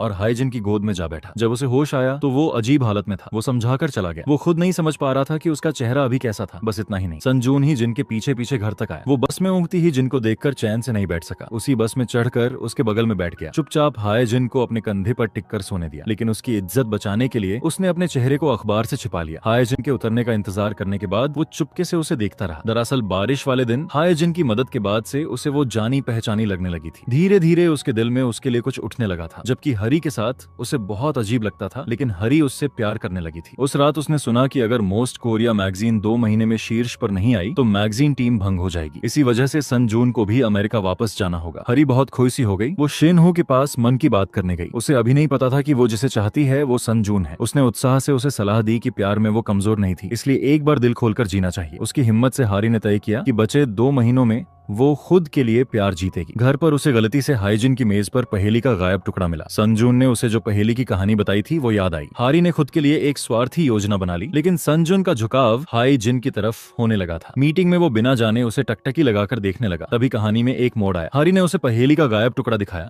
उसने कहा कि उसने इसे दशकों से संभाल रखा है, शायद उन दोनों की किस्मत में अभी भी मेल है। तस्वीर देखकर संजून चुप हो गया। हारी के लिए उसकी भावनाएं कहना मुश्किल था। शाम को वो उसके साथ डेट पर निकले। तभी उसकी सौतेली माँ ने बाथरूम में उसे बताया कि वो झूठे नाम से मिल रही है। अपने प्यार की रक्षा के लिए हरी ने पहली बार अपना घमंड छोड़ा और सौतेली माँ से राजी रखने की गुजारिश की। इससे सौतेली माँ और ज्यादा जानना चाहती थी। वो सीधे संजून से मिलने चली गई। उसने अपनी पहचान नहीं बताई, लेकिन इससे हरी डर गई। हरी बहुत खुद पर तरस खाने लगी। वो बस प्यार चाहती थी, लेकिन सब कुछ छुपाना बहुत मुश्किल था। उस रात वो तकिया लेकर हाईजिन के कमरे में आई। साथ सोना चाहती थी। वो हाईजिन के लिए बहुत माफी भी मांगती रही, लेकिन साथ ही खुद के लिए खुशी भी चाहती थी। वो चाहती थी कि संजून के साथ 2 महीने प्यार करे, फिर उसे अमेरिका जाने दे और हाईजिन की दोस्ती पहले जैसी रहे। उधर संजून के मन में एक खालीपन था। उसे हाईजिन के प्रति अजीब भावनाएं थीं, लेकिन उसे लगता था हरी उसकी पहली मोहब्बत है। उसने प्याज कूड़े में फेंका। अगले दिन दफ्तर में वो फिर सबसे ठंडा था। उस दिन एक रिपोर्टर अचानक व्यस्त हो गया, इसलिए ये काम है जिनको दिया गया। हानो को लगा जुनवू एक अमीर नौजवान है, इसलिए वो उसके पास पहुंची। हानो ने उसे अपनी कार में बिठा लिया, इसलिए हाईजिन को संजून के साथ कार में जाना पड़ा। हाईजिन संजून से बात करने की कोशिश करती रही, लेकिन उसका चेहरा बहुत कठोर था। गुस्से से बोला कि चुप रहे और बैठे। इससे वो शर्म से सिमट गई। आखिरकार वो पहुंचे। बाकी 2 व्यस्त थे, इसलिए संजून और हाजिन ही मिलने गए। रेस्तरां में संजून ने सबसे महंगे 2 खाने मंगाए। हाजिन ने उसे समझाने की कोशिश की कि यहाँ खाना महंगा है, लेकिन वो तुच्छ रवैये में बोला कि वो चुप रहे और खाए, वो पैसे देगा। लेकिन उसे नहीं पता था कि उसका बटुआ दफ्तर में रह गया था। मालकिन ने उसे बिकनी के आकार का एप्रन दिया और वो उसे पहने मजे से बैठा था। हाईजिन को हंसी रोकना मुश्किल हो गया। खाना खाते खाते जब पैसे देने का वक्त आया तो उसे पता चला कि बटुआ नहीं है। उसने हाईजिन पर आवाज उठाई। अब उसे उससे पैसे मांगने पड़ेंगे, लेकिन हाईजिन के पास कम पैसे थे। मालकिन के बहुत स्वाइप करने के बाद भी 40,000 वॉन की कमी रह गई। संजून ने अपना महंगा रेशमी स्कार्फ गिरवी रखा, लेकिन मालकिन को फ्रेंच या अमेरिकी कलेक्शन से कोई मतलब नहीं था। उसे बस 40,000 वॉन कैश चाहिए था। संजून ने हानो को फोन किया, लेकिन उसने कहा कि वो रास्ता भटक गई है। दरअसल वो जूनवू के साथ खास पल बनाना चाहती थी। हाईजिन ने हरी को फोन किया, लेकिन उसने नहीं उठाया। हाईजिन ने शिनू को फोन किया। रिपोर्टर ने फोन उठाया, लेकिन जब हाईजिन ने बॉस को हालात समझाने दिए तो रिपोर्टर ने धोखा समझ लिया और पैसे भेजने से मना कर दिया। बॉस गुस्से में आया और मालकिन ने चाकू तेज करना शुरू कर दिया। दोनों ने समझ लिया कि पैसे नहीं है, इसलिए एक दिन मेहनत करने को तैयार हो गए। अब वो शानदार डिप्टी एडिटर इन चीफ बैंगनी पैंट और नीली कमीज पहने गाय का गोबर साफ कर रहा था। काम के दौरान दोनों अचानक एक दूसरे से टकराए और गोबर में गिर गए। संजून जाना चाहता था, लेकिन मालकिन की आंखों ने उसे रोका, इसलिए पूरे दिन उसे हाईजिन के साथ सच्चे किसानों की तरह मेहनत करनी पड़ी। आखिरकार काम खत्म हुआ। दोनों तख्त पर लेट गए। आज का आकाश बहुत खूबसूरत था, या शायद थकान के बाद काम खत्म होने से जिंदगी में मतलब दिखने लगा था। हाईजिन को अचानक लगा कि उसका कर्मचारी कार्ड गुम हो गया। वो गोबर के ढेर में कहीं गिर गया था। उसे ढूंढने के लिए वो वापस गौशाला में घुसी, लेकिन नहीं मिला। तभी संजून ने उसके सामने कार्ड रखा। उसे चिंता से देखा। वो इंसान गोबर के डर से ऊपर उठ गया था। शायद इसीलिए उसने खुद जाकर कार्ड ढूंढा। मालकिन के शब्दों से हाईजिन को एहसास हुआ कि जिस बुरे बॉस से वो नफरत करती थी, उसने उसके लिए इतना किया। वापस जाते वक्त उसने उसे बताया कि उस कार्ड को इतना संभाल कर रखने की वजह ये थी कि ये उसका पहला कर्मचारी कार्ड था। उसके लिए ये बड़ी कंपनी में असली कर्मचारी के रूप में उसका नाम था। उसके लिए ये मामूली था, लेकिन उसके लिए ये एक उपलब्धि थी। उसने उसे बताया कि उसके लिए खास यादगार चीज वो पहेली थी जो उसने गलती से तोड़ी थी। दूसरों के लिए ये एक अधूरी पहेली थी, लेकिन उसके लिए ये सोने से भी कीमती याद थी। इससे हाईजिन का दिल भर आया, लेकिन बाद में उसने हाथ उठाकर मुआवजे की मांग कर डाली, जिससे वो बहुत हैरान हो गई। ये मिशन 2 दिन 1 रात का था। कंपनी की सोलो ट्रैवल थीम के लिए जगह चुनने का काम था। शिन्या ने जूनवू को फोन करके पता किया कि वो और हाना रास्ते में खो गए हैं, यानी जिन और संजून एक साथ रह रहे हैं। उसे उन दोनों के करीब आने का ख्याल आया और हाईजिन खोने का डर सताया। हरी ने संजून और जिन दोनों को फोन किया। उस वक्त जिन और संजून मिलकर ये तय कर रहे थे कि अकेले सफर में दिशा कैसे चुने और क्या महसूस होता है। हाईजिन बिल्कुल उसकी भावनाएं समझ सकती थी, अकेलापन और किसी जरूरी इंसान को चिट्ठी लिखने की तड़प। इससे संजून ने वो वक्त याद किया जब वो अकेला अमेरिका में था। बदमाशी होती थी, फिर भी वो हिम्मत से जीता रहा, क्योंकि उसे कोरिया से एक दोस्त की चिट्ठियां आती थीं। लेकिन एक दिन चिट्ठी आनी बंद हो गई। वो लंबे वक्त तक टूटा रहा। हाईजिन ने सुना और चुप रह गई। कहना मुश्किल था। उसने बात छोड़कर समुद्र किनारे दौड़ने लगी। संजून जाहिर तौर पर उसकी तस्वीर लेना चाहता था, लेकिन पकड़े जाने पर शर्माकर मुंह फेर लिया। फिर दूर से चुपके से उसे देखता रहा। जब दोनों साथ बैठकर खा रहे थे तो संजून को एहसास नहीं हुआ कि वो इस लड़की के साथ कब खुल गया। वो उस अधूरी पहेली और वो धुन जानती थी जो सिर्फ वो और उसकी पहली मोहब्बत जानते थे। दोनों बातें करते रहे है जैसे दो जिगरी यार लंबे वक्त बाद मिले हों। रात देर तक दोनों इतने डूब गए कि स्टाफ को धीरे से याद दिलाना पड़ा कि दुकान बंद हो रही है। इस दशकों पुरानी कहानी के बाद सन जून हाईजिन की और ज्यादा इज्जत करने लगा। वो सोच भी नहीं सकता था कि वो अपने दिल का वो दर्द उसे बता सका जो उसने उसे कभी नहीं बताया था, जिसे वो अपनी पहली मोहब्बत मानता था। हाईजिन खुश हुई कि उसका वो मोटा दोस्त गायब नहीं हुआ, बस वो अब अकेले जीना सीख रहा था। ये सोचकर हाईजिन को अचानक सन जून को सच बताने की इच्छा हुई। वो उसके साथ अकेलापन बांटना चाहती थी, उसे बताना चाहती थी कि वो इस दुनिया में अकेला नहीं है। लेकिन जैसे ही वो कहने वाली थी, शिनो आ गया। वो डरा हुआ था कि उन दोनों के बीच कुछ ऐसा ना हो जाए जिससे हाईजिन उससे दूर हो जाए, इसलिए वो अपना बैग लेकर बल्ब बनने आ गया। सन जून शिनयाक से नफरत करता था, इसलिए वो चला गया। लेकिन जब उसने सुना कि शिनयाक ने हाईजिन को पीने का बुलाया तो वो खुद भी चला आया। पीने की मेज पर शिनया बार बार अंडरवियर की बात करता रहा। वो आज इतनी जल्दी में था कि उसने अंडरवियर नहीं लाया, इसलिए सन जून का उद्धार लेता रहेगा। इससे सन जून बेबस हो गया और हाईजिन की हंसी नहीं रुकी। लेकिन न जाने क्यों शिनुक बार बार जानबूझकर हाईजिन के जिनके करीब होने की कोशिश करता था ताकि सन जून को जलन हो। भले ही गुस्से में था, सन जून को दिखावा करना पड़ा। जब श्याक ने हाईजिन के हाथ में एक नकली मकड़ी डाल दी और वो चिल्लाई तो सन जून से रहा नहीं गया। सन जून ने शिनुक के सिर पर मारा जिससे वो चक्कर खा गया। लेकिन बियर पीने से सन जून थोड़ा होश में आया और फिर बेहोश हो गया। शिनुक और हाईजिन को फिर उसे कमरे तक ले जाना पड़ा। जब वो सन जून को देख रही थी तो शिनुक ने आकर पाया कि सन जून ने चुपके से हाईजिन की तस्वीर ली। वो झुंझलाया और जॉगिंग करने निकला। कारोबारी दौरे के बाद वो दफ्तर वापस आया। सन जून अब सबसे ज्यादा मिलनसार था। उसने सहकर्मियों को सुबह नमस्कार भी कहा। इससे सब बेचैन हो गए। इसके उलट शेन ह्यूक को ये बिल्कुल पसंद नहीं आया। उस रात जब वो खाने गए तो हाईजिन ने उसे बताया कि वो सन जून को सच बताना चाहती है। इससे वो थोड़ा घबरा गया और उदास हुआ। उसने अपने खोए हुए कुत्ते की तस्वीर दिखाई। वो उसे बहन की नजर से देखता था, लेकिन वो हाईजिन को बहन की नजर से नहीं बल्कि उस कुत्ते की नजर से देखता था। शिनाक ने यह भी साफ कहा कि वो उसे पसंद करता है। उसे उसकी सच्ची ना समझ लेकिन नेक इंसानियत पसंद है। इससे है उलझन में पड़ गई और सोचा कि वो मजाक कर रहा है। जितना जोर से उसने कहा मुझे तुम पसंद हो, उतना ही ज्यादा वो भागना चाहती थी। उसी वक्त सन जून हरी के साथ चल रहा था। उसने उससे उदासी से पूछा कि अगर वो उसकी बचपन की दोस्त न होती तो क्या वो उसके साथ ऐसे ही चलता। ये सुनकर सन जून अचानक रुक गया। जवाब का इंतजार किए बिना उसने पलटकर उसके होंठों पर किस कर दिया और अपनी भावनाएं जाहिर की। ये नजारा शेनहू ने देखा। उसे अब पता चल गया कि हरी जिसे चाहती थी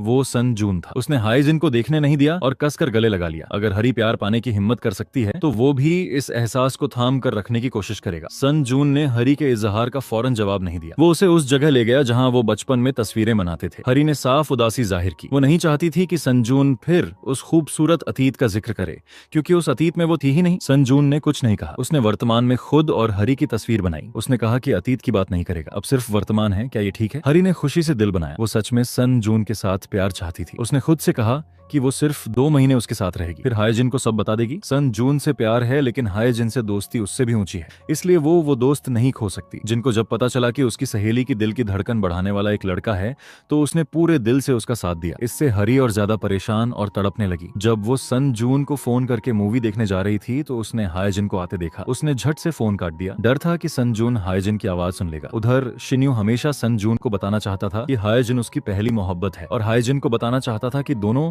जिन्हें वो करीबी मानती है उन्होंने उसे धोखा दिया, लेकिन वो बोल नहीं पाया। जब उसका जूता टूट गया तो वो उसे घर तक उठाकर ले गया। रास्ते में उसने पूछा कि क्या वो सन जून के सामने अपनी पहचान बताकर अपना पुराना दोस्त पाना चाहती है या अपनी पहली मोहब्बत के साथ रहना चाहती है। हाईजिन को खुद नहीं पता था। जब वो हिचकिचा रही थी तो सन जून ने रास्ते में उन दोनों को देखा। वो देखता रहा और सामने वाली कार से टकरा गया। अभी उसकी भावनाएं क्या हैं, वो खुद किससे प्यार करता है, सन जून नहीं जानता। हाईजिन के लिए उसके मन में भावनाएं हैं, लेकिन ये सोचकर कि हरी उसकी पहली मोहब्बत है जिसने उसे जिंदगी में थाम रखा था, वो टूट जाता था। पिछली बार कार एक्सीडेंट के कारण वो देर से आया था, इसलिए मूवी नहीं देख सका। इस बार उसने एक खास थिएटर ढूंढा जो अभी भी वो आखिरी मूवी दिखा रहा था, लेकिन फिल्म के दौरान भी उसे खुशी नहीं हुई। उलटे जब लाल बत्ती पर रुका और हाईजिन ने कहा हरी बत्ती है चलो, तो उसका दिल अचानक उलझ गया। उसने उसे रोका। उसके मन में बार बार ये ख्याल आ रहा था कि वो उसकी पहली मोहब्बत है। आज हाईजिन ने तय किया था कि वो सन जून को सच बताएगी, लेकिन हेडक्वार्टर का दबाव और मैगजीन को बचाने का तनाव उसे हमेशा से ज्यादा चिड़चिड़ा बना रहा था। पोशाक देखभाल करने वाले ने गलती से गहना पहन लिया और कपड़े को छू दिया, जिससे वो पागल हो गया। डर था कि गहने से पोशाक फट जाएगी। उसने उसे भगा दिया। इंचार्ज ने ये काम हाईजिन को दे दिया। मैनेजर ने खास ताकीद की कि ये आगामी सालगिरह के लिए बेहद जरूरी डिजाइन है, लेकिन उसी वक्त उसकी सहकर्मी हेन ने उससे कार की चाबी निकालने में मदद मांगी। हायन को अजीब लगा, लेकिन फिर भी वो पोशाक वहां छोड़कर चली गई। जब मॉडल ने पोशाक पहनी तो उसमें गड़बड़ी आ गई। सन जून इतना गुस्से में था कि उसने हायन को निकाल दिया। हाईजिन रो पड़ी। वो आज अपनी सबसे अच्छी सहेली को वापस पाने वाली थी, लेकिन अब नहीं हो सकता था। तभी हाईजिन के जाने के बाद एक दूसरी लड़की फूट फूट कर रोई और मानी कि उसने नई पोशाक पहनने की चाहत में उसे फाड़ दिया। हाईजिन की गलती नहीं थी। सन जून ने एक लंबी सांस ली और चिल्लाने का मन नहीं रहा। प्यार से लेकर काम तक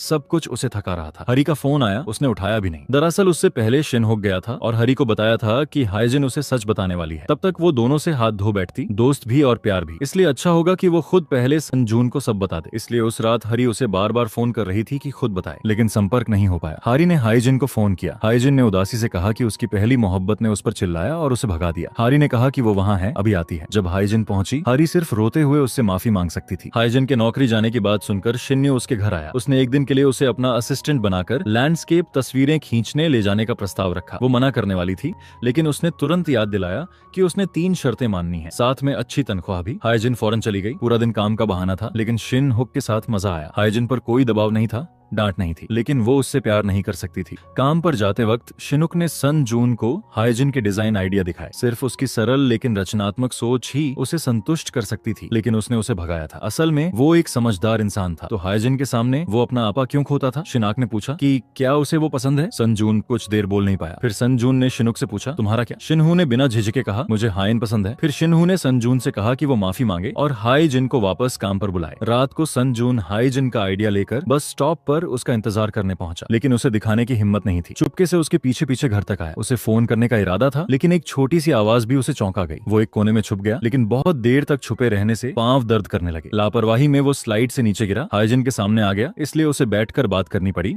उसने उसके नए और खुले आइडिया की तारीफ की और वापस काम पर आने को कहा, लेकिन उसने फौरन मना कर दिया। उसने कहा कि वो उसके आइडिया इस्तेमाल कर ले, लेकिन वो काम पर नहीं लौटेगी। वो माहौल उसका नहीं था। उसके साथ काम करने में बहुत असहजता थी, लेकिन असल में हाइजिन ने इसलिए काम मना किया था क्योंकि उसके पुराने डिपार्टमेंट हेड ने उसे दूसरी जगह लगवाने का वादा किया था। लेकिन अगली सुबह किसी ने फोन नहीं किया। हाइजिन ने डिपार्टमेंट हेड को फोन किया तो पता चला कि उसकी पोस्ट रद्द हो गई। वो रोना चाहती थी। कल उसने एसजे को मना किया था। अब वो जो जगह मिली थी वहां से भी हाथ धो बैठी। घर में चावल भी खत्म था। पिता की प्रिंटिंग फैक्ट्री में भी दिक्कतें थी। वो अपने माँ बाप के पास वापस नहीं जा सकती थी। जब हाइजिन उदास थी तो कम्युनिकेशंस मैनेजर ने कहा कि तीसरे पक्ष ने उसे रखने का इरादा बदल दिया। उसी वक्त संजून ने रोते हुए प्याज की तस्वीर भेजी और हाइजिन को उसकी देखभाल करने को कहा। इससे उसे हंसी आ गई। लगा जैसे उसने खुद एक फैसला कर लिया। थोड़ी देर बाद मोस्ट मैगजीन में हाइजिन के बिना काम उलझ गया और सब अस्त व्यस्त हो गया। सबको लगा कोई फोन नहीं उठाएगा, लेकिन एक परिचित आवाज आई, हाँ मैं हायन हूँ। वो एक बिल्कुल नए अंदाज में वापस आई, ज्यादा खूबसूरत और आकर्षक। सबको हैरानी हुई। इस परफेक्ट लुक के लिए हायन को काफी पैसे खर्च करने पड़े थे। उसने बाल ठीक करवाए, कपड़े खरीदे और मेकअप सीखा। सहकर्मियों ने उसे देखकर खुशी से गले लगाया। अब जो उसका नया रूप था उसकी तारीफ खुद एडिटर इन चीफ ने भी की। लेकिन शिनुक को पुरानी हाइजिन सबसे खूबसूरत लगती थी। बैठकर बात करने पर उसे पता चला कि वो वापस इसलिए आई ताकि पैसे कमाकर अपने पिता की प्रिंटिंग फैक्ट्री के लिए नया प्रिंटर खरीद सके। उसने संजून को अपनी पहचान बताने का जिक्र तक नहीं किया। आइडिया मीटिंग में उसने हिम्मत से अपनी राय रखी। मशहूर मॉडलों पर महंगे कपड़े डालने की जगह वो रोशनी उन साधारण लोगों पर डालें जो चुपचाप मेहनत करते हैं, जैसे कर्मचारी और लॉजिस्टिक्स टीम, क्योंकि वो भी असली सितारे हैं जो चमकने के लायक हैं। सबने बहुत जोश से इस आइडिया का समर्थन किया। यही संजून चाहता था। कई मीटिंगों के बाद आखिरकार उसने हाइजिन का आइडिया फाइनल किया। साधारण लोग भी अपनी जिंदगी के चमकदार मुख्य किरदार बनने के लायक हैं। मीटिंग के अंत में संजून ने उसकी नोटबुक और पुराना कर्मचारी कार्ड वापस किया। उसे उम्मीद थी कि वो उसके साथ और कंपनी के साथ लंबे वक्त तक रहेगी।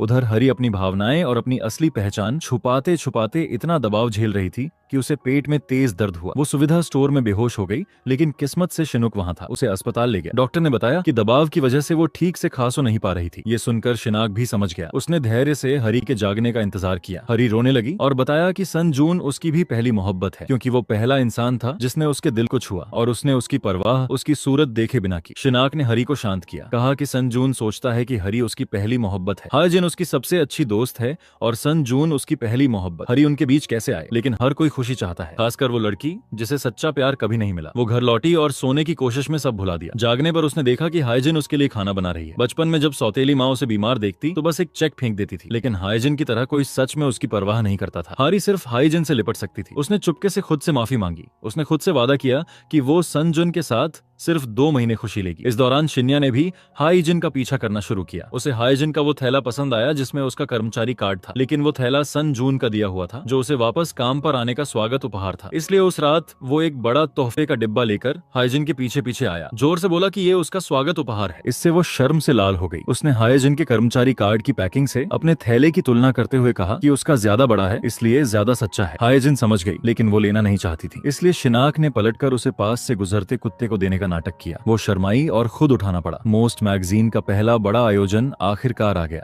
उस दिन कई मशहूर अभिनेता और मॉडल आए, लेकिन सन जून अभी तक नहीं पहुंचा था। जब हाइजिन मेजबान का रास्ता दिखा रही थी तो उसे पता चला कि बाहर जोरदार बारिश हो रही है, इसलिए वो देरी से आया। ये सुनकर वो सन जून की बहुत चिंता करने लगी। समारोह शुरू हुआ। एमसी ने मैगजीन स्टाफ की मेहनत की तस्वीरें दिखाई, लेकिन इस शुरुआती हिस्से के अंत में सन जून की अंग्रेजी में भाषण था और वो अभी नहीं आया था। जब सब परेशान थे तो एडिटर इन चीफ मंच पर आई। उसने अपनी अनोखी आवाज और अपने अंदाज से मंच को जीत लिया। उसे अंग्रेजी नहीं आती थी, इसलिए उसने स्टाफ को कहा कि अंग्रेजी सबटाइटल चलाए। एडिटर इन चीफ का भाषण बहुत हौसला देने वाला था। वो भी सन जून की तरह स्टाफ की मेहनत की कदर करती थी। इसी बीच सन जून किसी तरह बारिश से अपने डर पर काबू पाकर वक्त पर पहुंच गया। देखा कि एडिटर इन चीफ के भाषण पर दर्शकों का जोश देखकर उसकी चिंता थोड़ी कम हुई। एडिटर इन चीफ ने शानदार भाषण देकर सन जून से मिलने गई। उसने बार बार माफी मांगी और कुछ सफाई देने की हिम्मत नहीं कर पाया। उसे ऐसे देखकर उसने और कुछ नहीं पूछा और वहां से चली गई। सिर्फ हाइजिन ही सन जून की तकलीफ समझती थी, लेकिन उसे नहीं पता था कि वो किस हैसियत से उसे सांत्वना दे। वो चुपचाप उसके पास बैठ गई। हाइजिन आमतौर पर नरम थी, लेकिन जब सहकर्मियों ने सन जून को बुरा भला कहा तो वो गुस्से में खड़ी हो गई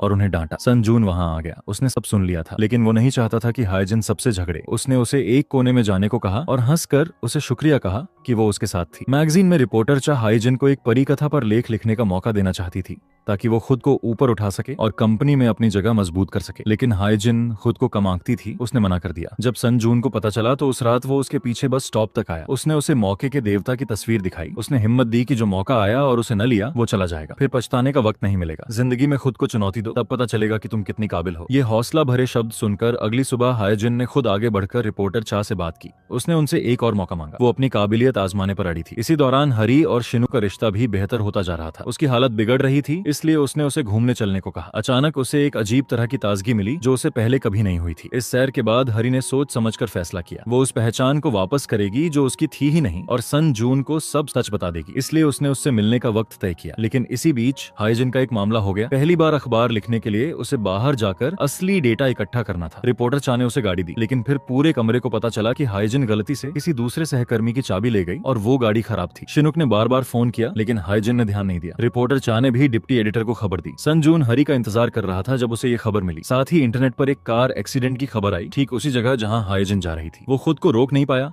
और मिलने की जगह छोड़कर वहां चला गया। जैसे ही हरी पहुंची उसे समझ नहीं आया क्या हो रहा है। हाथ में वो सच्चाई का खत था जो वो सन जून को देने वाली थी। शिन्हा ने अपनी बाइक सबसे तेज चलाई। सन जून ने भी गाड़ी तेज चलाई। जोरदार बारिश में मन में सिर्फ हाइजिन का ख्याल था। वो उसे अपनी ताकत देती है। शांत होकर वो एक्सीडेंट की जगह पहुंचा। बारिश के बावजूद वो बचाव दल से पूछने गया कि पीड़ित कौन था। अचानक पीछे से एक परिचित आवाज आई। उसका नाम लेकर सन जून पलटा। वो हाइजिन थी। किस्मत से वो सही सलामत थी। वो दौड़कर उससे लिपट गया। उसका दिल अभी भी तेज धड़क रहा था। कुछ कह नहीं पाया। ये नजारा शिनुक ने देखा जो बस एक कदम देरी से पहुंचा था। वो बहुत दुखी हुआ, लेकिन कुछ नहीं कर सकता था। दरअसल जो गाड़ी हाइजिन चला रही थी उसमें से धुआं निकल रहा था और इंजन काम नहीं कर रहा था, इसलिए उसे बाहर निकलकर पैदल मदद ढूंढनी पड़ी। वो सन जून से मिली और उसने गले लगाया, लेकिन ज्यादा चिंता हाइजिन को ही थी। वो बार बार सन जून से पूछ रही थी कि उसे कुछ हुआ तो नहीं। बारिश में खड़े होकर उसकी ये बात सुनकर सन जून बहुत हैरान हुआ। सिर्फ उसकी पहली मोहब्बत जानती थी कि उसे बारिश से डर लगता है। सन जून हकलाते हुए बोला कि उसे बारिश का ध्यान नहीं था, वो तो सिर्फ उसकी सलामती की सोच रहा था। हाइजिन उसके लिए छाता बन गई। शिन ह्योक ठंडी बारिश में खड़ा था। उसका दिल टूट रहा था। वो मुड़ गया। हीन सन जून की गाड़ी में वापस आई। उसने उसे कंबल से ढककर रखा, जिस तरह उसने अभी अभी उसकी परवाह की। यही जिन के लिए अनजाना था, लेकिन उस गले लगाने के बाद ही जिन ने तय किया कि वो सन जून को सच बता देगी। इसलिए जैसे ही वो घर के सामने आई,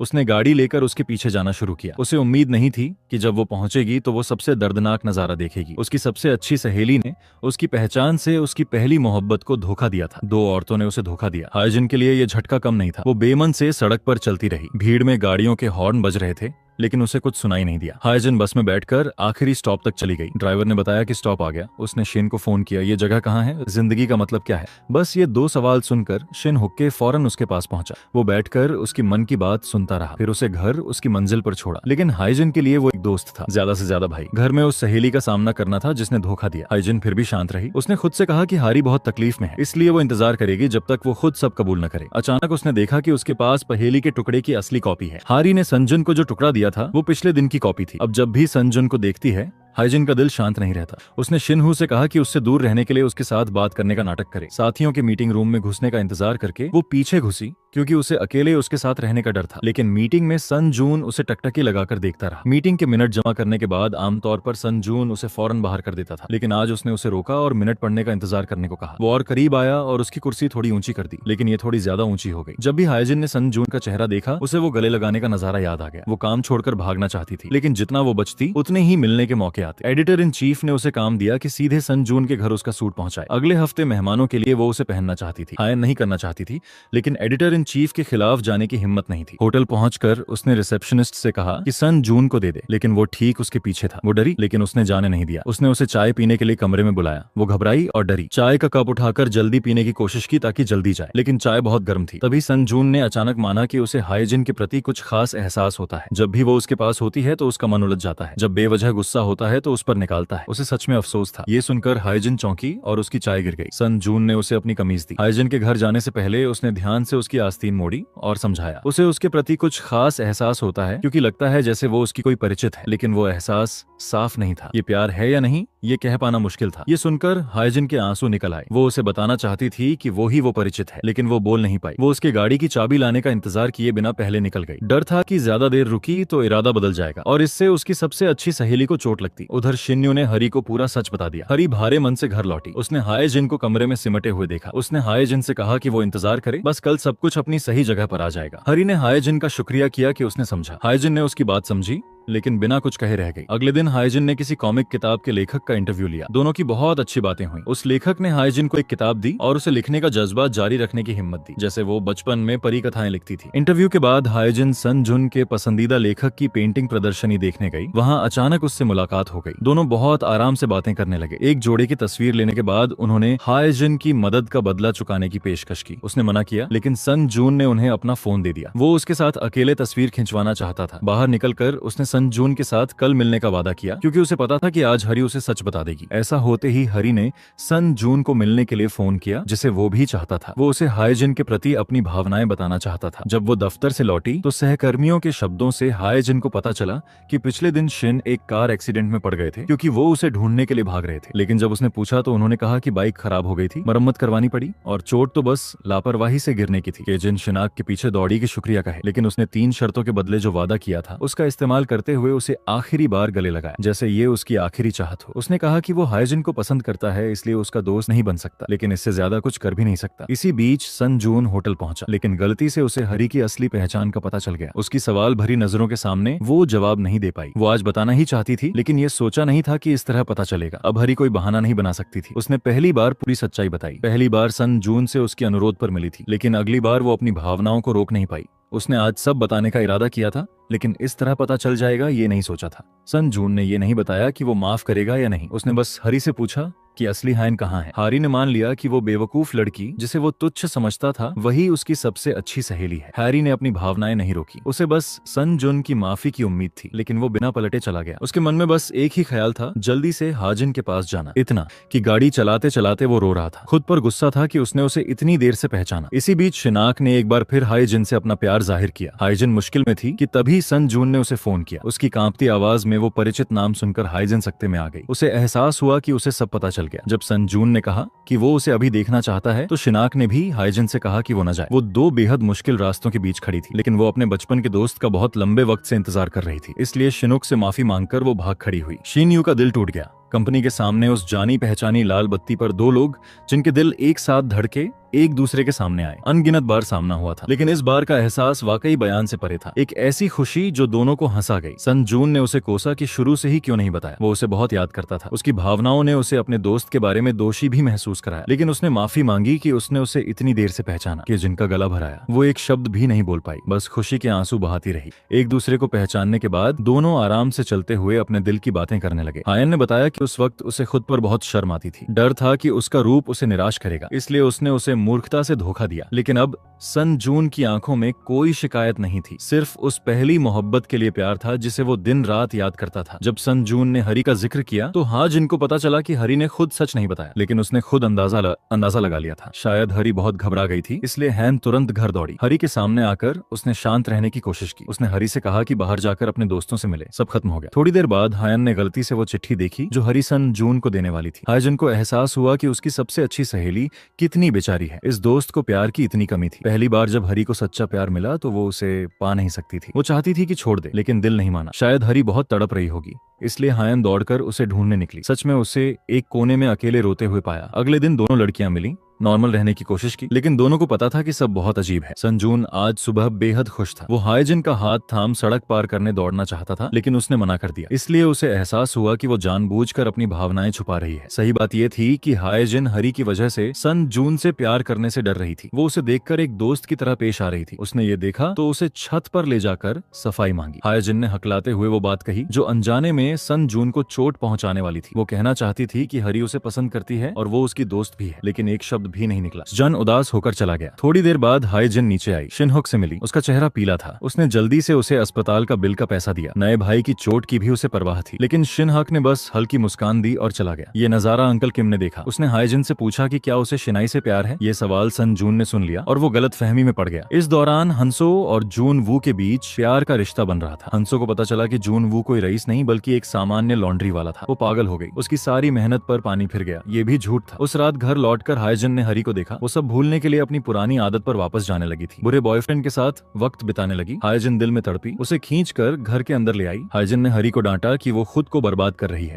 क्या वो पहले जैसी नहीं बदली थी? लेकिन दोनों जानती थीं कि ये बदलाव संजून की वजह से था। हरी को खुद पर तरस आया। उसने कहा कि वो हकीकत का सामना नहीं कर सकती। हाइजिन का चेहरा भी नहीं देख पा रही क्योंकि अपराध बोध हमेशा सताता है। अब वो दोनों दोस्त नहीं रह सकते, इसलिए वो दूर चली जाएगी। लेकिन हाइजिन ने कहा कि रहने वाली तो वो है, इसलिए वो खुद जाएगी। ये कहकर हाइजिन ने सामान बांधा और माँ बाप के घर चली गई। लेकिन जैसे ही पूरा परिवार मिला, सबने पूछा कि हरी कहाँ है। साफ था कि परिवार हरी को बेटी की तरह मानता था। इससे हाइजिन और ज्यादा उदास हो गई।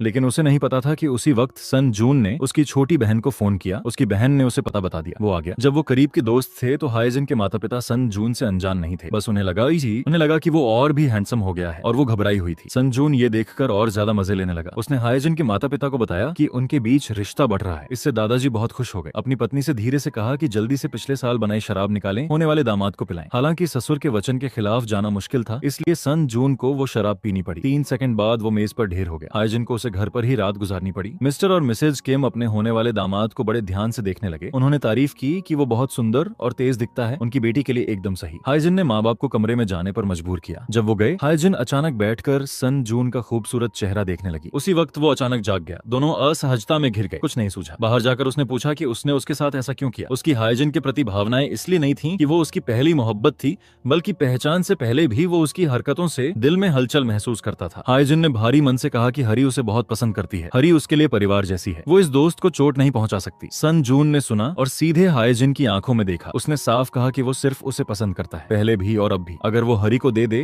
वो हरी से प्यार नहीं कर सकता। अगर हाइजिन उसे अभी नहीं अपनाती, वो इंतजार करने को तैयार है। बस एक बात चाहता है, उससे दूर न भागे। इस बात ने टीजन को छू लिया। वो मान गई। उधर हरी सड़क पर भटक रही थी कि उसकी असली माँ मिल गई। उस साल उसकी माँ उसे पिता के पास छोड़ गई थी। अब उसकी असली माँ चाहती थी कि वो उसके साथ रहे। माँ को अपनी गलती का एहसास हुआ। उसने बेटी को अकेले छोड़ा। हरी को उसकी परवाह नहीं थी। माँ हाइजिन की माँ से मिलने आई। मिसेस चॉय लंबे वक्त से परिवार से अलग थी और उसका अपना करियर था। वो बस हरी को अपने पास रखकर उससे वो प्यार देना चाहती थी जो उसे नहीं मिला। लेकिन हरी ने उसे नजरअंदाज किया। माँ ने मैसेज किया कि वो कुछ दिनों में विदेश जा रही है। उसने चाहा कि हरी एक बार मिले या उसके साथ चली जाए। हरी ने मैसेज पढ़ा, एक पल हिचकिचाई, फिर अपनी माँ को फोन किया। हरी ने कहा कि वो माँ के हाथ का केकड़े का दलिया खाना चाहती है। उधर पिछली कोशिशों की वजह से मोस्ट मैगजीन दूसरे स्थान पर आ गई, लेकिन प्रतियोगिता में पहले स्थान पर पहुंचना बहुत मुश्किल था और शिनहुक के दिल में टूटन थी। उसने तो प्रतिद्वंद्वी कंपनी के लिए काम करने पर हाँ कहने तक सोच लिया। इस खबर से सारे सहकर्मी हैरान हो गए। उस रात संजून खुद शिन्या को ढूंढने गया ताकि उसे रुकने के लिए मना सके। संजून ने जानकारी साझा की कि अगर मैगजीन आगामी 20वीं सालगिरह तक शीर्ष स्थान नहीं लेती तो बंद हो जाएगी, लेकिन शिनुक ने फौरन जवाब नहीं दिया। अगले दिन शिनुक काम पर नहीं आया। हायन चिंता से उसके होटल पर फोन किया, लेकिन रिसेप्शनिस्ट ने पलटकर पूछा कि क्या उसे पता है हरी कहाँ गई। हरी ने होटल की नौकरी छोड़ दी और सबसे संपर्क तोड़ लिया। ये सुनकर हेन घर की तरफ दौड़ी, लेकिन हरी नहीं मिली। वो एयरपोर्ट की तरफ दौड़ी। अपनी सबसे अच्छी सहेली को मिस करने के डर से वो बैठकर रो पड़ी। तभी हरी वहां से गुजरी। हीजिन ने राहत की सांस ली और उसे गले लगाया। हरी ने बताया कि वो सिर्फ माँ को विदाई देने आई थी। वो यहीं रहेगी। वो सब ठीक करेगी जो ही जिनके साथ गलत हुआ। बस एक गले और एक वाक्य ने हरी और ही जिन की दोस्ती को पहले जैसा कर दिया। ही जिन ने पुरानी बातों की परवाह नहीं की और अपनी दोस्त को माफ कर दिया। उधर संजून एक थकान भरे दिन के बाद घर आया। उसका दिल बैठ गया क्योंकि शिनुक बिना कपड़ों के एक तौलिए लपेटे उसके सामने खड़ा था। शिन्या ने इस जगह को अपना घर ही मान लिया था। उसने संजून के बाथरूम की भी तारीफ की और कहा कि वो अक्सर यहाँ नहाने आएगा। संजून बहुत नाराज हुआ, लेकिन कर कुछ नहीं सकता था। दरअसल शिन्या मोस्ट मैगजीन के लिए शीर्ष बिक्री हासिल करने के नए आइडिया लेकर संजून से चर्चा करने आया था। शिनाक थोड़ा बेवकूफ दिखता था, लेकिन कलात्मक प्रतिभा में वो एक अद्भुत प्रतिभावान था, लेकिन सन जून की नजर में वो अभी भी खास नहीं था। उसने कई जगहों पर खामियां निकाली, इसलिए शिन्हक ने काम पर वापस जाने का फैसला किया। उसने हाईजिन के साथ दोस्त के रूप में रहने की बात भी खुशी से मान ली। जब सहकर्मियों ने शिन्हक को वापस आते देखा तो सबने उत्साह से उसका स्वागत किया। सन जूनस ने ठंडे चेहरे से बाहर जाकर सबको काम सौंपा, लेकिन कई दिनों के दबाव के कारण उसकी नाक से खून निकलने लगा। दो सहकर्मियों ने उसे पकड़कर सिर ऊपर नीचे करने लगे। उसका ठंडा बॉस वाला रुतबा चला गया। सन जून को खुद नहीं पता था कि उनकी बाहों से कैसे निकले। ही जिन उसकी बहुत चिंता कर रही थी और घबराहट में एक अजीब आवाज में टाइप करने लगी। दोपहर को सहकर्मियों का शोर सन जून को परेशान कर रहा था। हायन को बहुत फिक्र हुई। उसने कागज पर अपना कार्ड रखा और उन्हें खाने जाने पर मजबूर किया, यहाँ तक कि उसने एक स्क्रीन राइटर का मुंह जोर से बंद कर दिया ताकि सन जून सो सके। एक दिन हाईजिन आखिरकार काम के बाद घर जा सकी। उसकी छोटी बहन हरी के साथ खेलने आई। उसे नहीं पता था कि क्या हुआ था, इसलिए उसने आराम से बताया कि सन जून उसकी बड़ी बहन से मिलने घर आया था। हाईजिन को डर था कि हरी को दुख होगा, इसलिए उसने बहन का मुंह ढक लिया। उस रात हरी ने हाईजिन को भरोसा दिलाया कि उसे अब किसी बात की परवाह नहीं। हरी ने हाईजिन को हौसला दिया कि वो अपनी खुशी अपनाए और सन जून के पास जाए। वो 1 घंटे से हाईजिन के दरवाजे के सामने खड़ा था। दस्तक दे या न दे हिचकिचाता रहा। हाईजिन से मिलना अजीब भी था, लेकिन न मिले तो उसकी बहुत याद आती थी। आखिरकार उसने जाने का फैसला किया। उसी वक्त हाईजिन ने खिड़की खोली, लेकिन एक पल की देरी हो गई और वो उसे नहीं देख पाई। अगले दिन हाईजिन हरी का दिया जूता पहनकर दफ्तर आई। उसने तय किया कि अब छुपेगी नहीं, लेकिन सन जून उस पूरे दिन बेहद व्यस्त था। हाईजिन बस सुनती रहती कि वो कहाँ है और उस तरफ दौड़ती, लेकिन हर बार एक कदम पीछे रह जाती। सुना कि वो पार्टनर को एयरपोर्ट लेने गया है, इसीलिए एयरपोर्ट भी दौड़ी, लेकिन फिर भी बस एक पल से चूक गई। हाईजिन अंदर सन जून का इंतजार करती रही। उसे पता नहीं था कि वो एयरपोर्ट के बाहर बेहोश हो गया था। देर रात दफ्तर के सहकर्मियों के शब्दों से पता चला कि सन जून बहुत ज्यादा काम करने की वजह से बेहोश हो गया और अब अस्पताल में है। वो दौड़ी, लेकिन टैक्सी नहीं मिली। किस्मत से शिनुक ने गाड़ी चलाकर उसे पहुंचाया। सिर्फ हाजिन अंदर गई। शिनु ने सच में उसे जाने दिया। वो दिल नहीं बांध सकता था जो उसका था ही नहीं। क्यून संजुन के अस्पताल के बिस्तर के सामने खड़ी थी। दिल भर आया। उसके चेहरे पर हाथ फेरा, तभी उसने उसे अपने पास खींच लिया। अब वो नहीं छुपी। उसने उसे कसकर गले लगाया। दोनों ने अपनी लंबे वक्त से दबी भावनाएं मान ली। संजून ने खुशी से हाइजिन के होंठों पर एक किस लगाई। उनके प्यार की शुरुआत हुई। लोगों के प्यार करने के तरीके बिल्कुल अलग होते हैं। संजून आमतौर पर गुस्से में रहता था, लेकिन आज जब वो दफ्तर आया और उसकी कमीज पर पक्षी की बीट पड़ी, वो फिर भी मुस्कुराया। दफ्तर आते वक्त कागजात में इतना डूबा था कि लिफ्ट के दरवाजे से सिर टकरा गया, फिर भी मुस्कुराया। ऑफिस पहुंचकर उसने सहकर्मियों को उत्साह से सुबह नमस्कार किया। सबको हैरानी हुई। सबने अनुमान लगाया कि उसकी गर्लफ्रेंड है, इसलिए जिंदगी से प्यार हो गया। इससे हाइजिन परेशान हो गई। कमरे में कागजात देने गई तो उसने ताकीद की कि किसी को उनके रिश्ते का पता न चले, वरना वो बहुत शर्मिंदा होगी। इससे संजून नाराज हुआ, लेकिन जो दिखाता था वो हाइजिन थी। पूरे दिन वो मुस्कुराते हुए नाचती गाती रही, जिससे सहकर्मियों को समझ आ गया कि उसे प्यार हुआ है। शाम को संजून हाइजिन को घर छोड़ने आया। उसने उसका हाथ थामा और जाने देने का मन नहीं था। ये नजारा उसकी छोटी बहन ने देखा। वो माँ बाप को बताने चिल्लाई। दोनों शर्म से लाल हो गए। संजून को हाइजिन के घर खाने पर बुलाया गया। सब इतने करीब थे कि साथ परिवार की तस्वीर खिंचवाई। संजून वापस काम करने जा रहा था कि गलती से हरी से टकरा गया। दोनों के बीच अभी भी बहुत कुछ कहना था, इसलिए उन्होंने बात करके सब सुलझाने का फैसला किया। संजून ने हरी को माफ किया। उसने उसे जाने दिया। हरी ने वापस हाइजिन को बताया। संजून ने दोस्त के रूप में उसे स्वीकार कर लिया। सब कुछ अपनी सही जगह पर आ गया। शाम को दोनों ने एक साथ वीडियो कॉल किया। हाइजिन के मुंह से अचानक निकल गया कि मछली के केक बहुत स्वादिष्ट हैं। 5 मिनट बाद अचानक संजून दरवाजे पर खाना लेकर आ गया। हाइजिन ने अकेले नहीं खाया। संजून की गाड़ी में बैठकर दोनों ने साथ खाया। खाने के बाद फिर खुशी से बातें होती रहीं। पता ही नहीं चला कि दोनों कब सो गए। काश सब ऐसे ही सुचारू रहता। लेकिन उस दिन अमेरिका से मैगजीन के लोग संजून से मिलने आए। उन्होंने दबाव दिया कि काम की गति और बढ़ाओ। अगर ये मैगजीन बंद नहीं हुई तो भी उस पर नाकामी का ठप्पा लगेगा। सारा दबाव संजून के कंधों पर था, लेकिन वो बाकी सहकर्मियों को नहीं बताना चाहता था। डर था कि वो भी दबाव से चले जाएंगे। लेकिन जून वू को कहीं से ये जानकारी मिल गई। उसने सहकर्मियों को बता दिया। रिपोर्टर छा दौड़कर कमरे में आई और संजून से जवाब मांगा। अब वो छुपाना संभव नहीं था। उसे लगता था छुपाने से सबको दबाव नहीं होगा, लेकिन उसे नहीं पता था कि उन्होंने अपनी जवानी के साल इस मैगजीन को दिए थे। अगर उन्हें पहले पता होता कि ये जल्दी बंद होने वाला है तो वो एक बार जी जान लगाते। संजून हमेशा अकेले काम करना चाहता था और स्टाफ पर निर्भर नहीं रहना चाहता था। रिपोर्टर चा बहुत नाराज हुई। सबने पीठ फेर ली, सिर्फ हिजन रुकी। उसने पूरे दिल से अपने प्यार को हौसला दिया। संजून को अपनी गलती का भी एहसास हुआ। वो सच में मनमाना और स्वार्थी था, लेकिन सच जानने के बाद सहकर्मी और एकजुट हो गए। वो एक बार हालात पलटना चाहते थे। पूरी ताकत लगाकर मोस्ट मैगजीन बचाने की कोशिश करते। किस्मत ने भी साथ दिया। उनकी मैगजीन एक मशहूर सितारे के पर्सनल पेज पर विज्ञापन के लिए संपर्क में आई। इससे व्यूज बहुत बढ़े। 20वीं सालगिरह के लिए ये बहुत अच्छा था। संजून ने हाइजिन से वादा किया कि अगर वो मोस्ट को सफलतापूर्वक बचाने में कामयाब हुआ तो वो उसे शादी का प्रस्ताव देगा। हाइजिन ने इंतजार करने का वादा किया। उसे यकीन था कि वो जरूर सफल होगा। हर खुशी के साथ जोखिम होता है। सबको लगा सब ठीक होगा, लेकिन जब संजून वापस आया तो पता चला कि उस मशहूर सितारे ने मन बदल लिया। वो सितारा चरस पीने के स्कैंडल में फंस गया था, इसीलिए उसने उनकी मैगजीन से इंटरव्यू रद्द कर दिया। सब हताश हो गए, अब किसी और मशहूर चेहरे को ढूंढना था। अंकल किम ने सुझाया कि कांग नाम के एक रहस्यमय लेखक को बुलाएं जिसकी किताबें देश विदेश में खूब बिकती हैं। लेकिन समस्या ये थी कि कोई नहीं जानता था कि कांग कौन है। सन जून उनके किताब के प्रकाशक से मिलने गया, लेकिन हैरानी हुई कि प्रकाशक को भी उस इंसान की पहचान नहीं पता थी, सिर्फ ईमेल से पांडुलिपि मिलती थी। सन जून ने प्रकाशक से कहा कि उनका ईमेल कांग को भेजे और जवाब का इंतजार करें। इंतजार में मोस्ट मैगजीन ने सबसे बुरी स्थिति के लिए भी तैयारी की। अगर कोई आकर्षक मेहमान नहीं मिला तो वो बेहतरीन लेखों से दर्शकों को जीतेंगे। सब देर रात तक काम करते रहे। सन जून ने खुद खाना मंगाया, इससे सब एकजुट हो गए। ये वो वक्त था जब सभी मोस्ट कर्मचारी पूरी ताकत से काम करते थे और सबसे ज्यादा खुश भी थे। हाइजिन की पहली खबर रिपोर्टर चा ने बहुत सराही। सब अपना पूरा दम लगा रहे थे। उन्होंने सब कर दिया जो कर सकते थे। अब अखबार छापने भेज दो और इंतजार करो। पूरी कोशिश करने के बाद सबने बाकी किस्मत पर छोड़ दिया। थकान मिटाने के लिए एक शाम मजे की।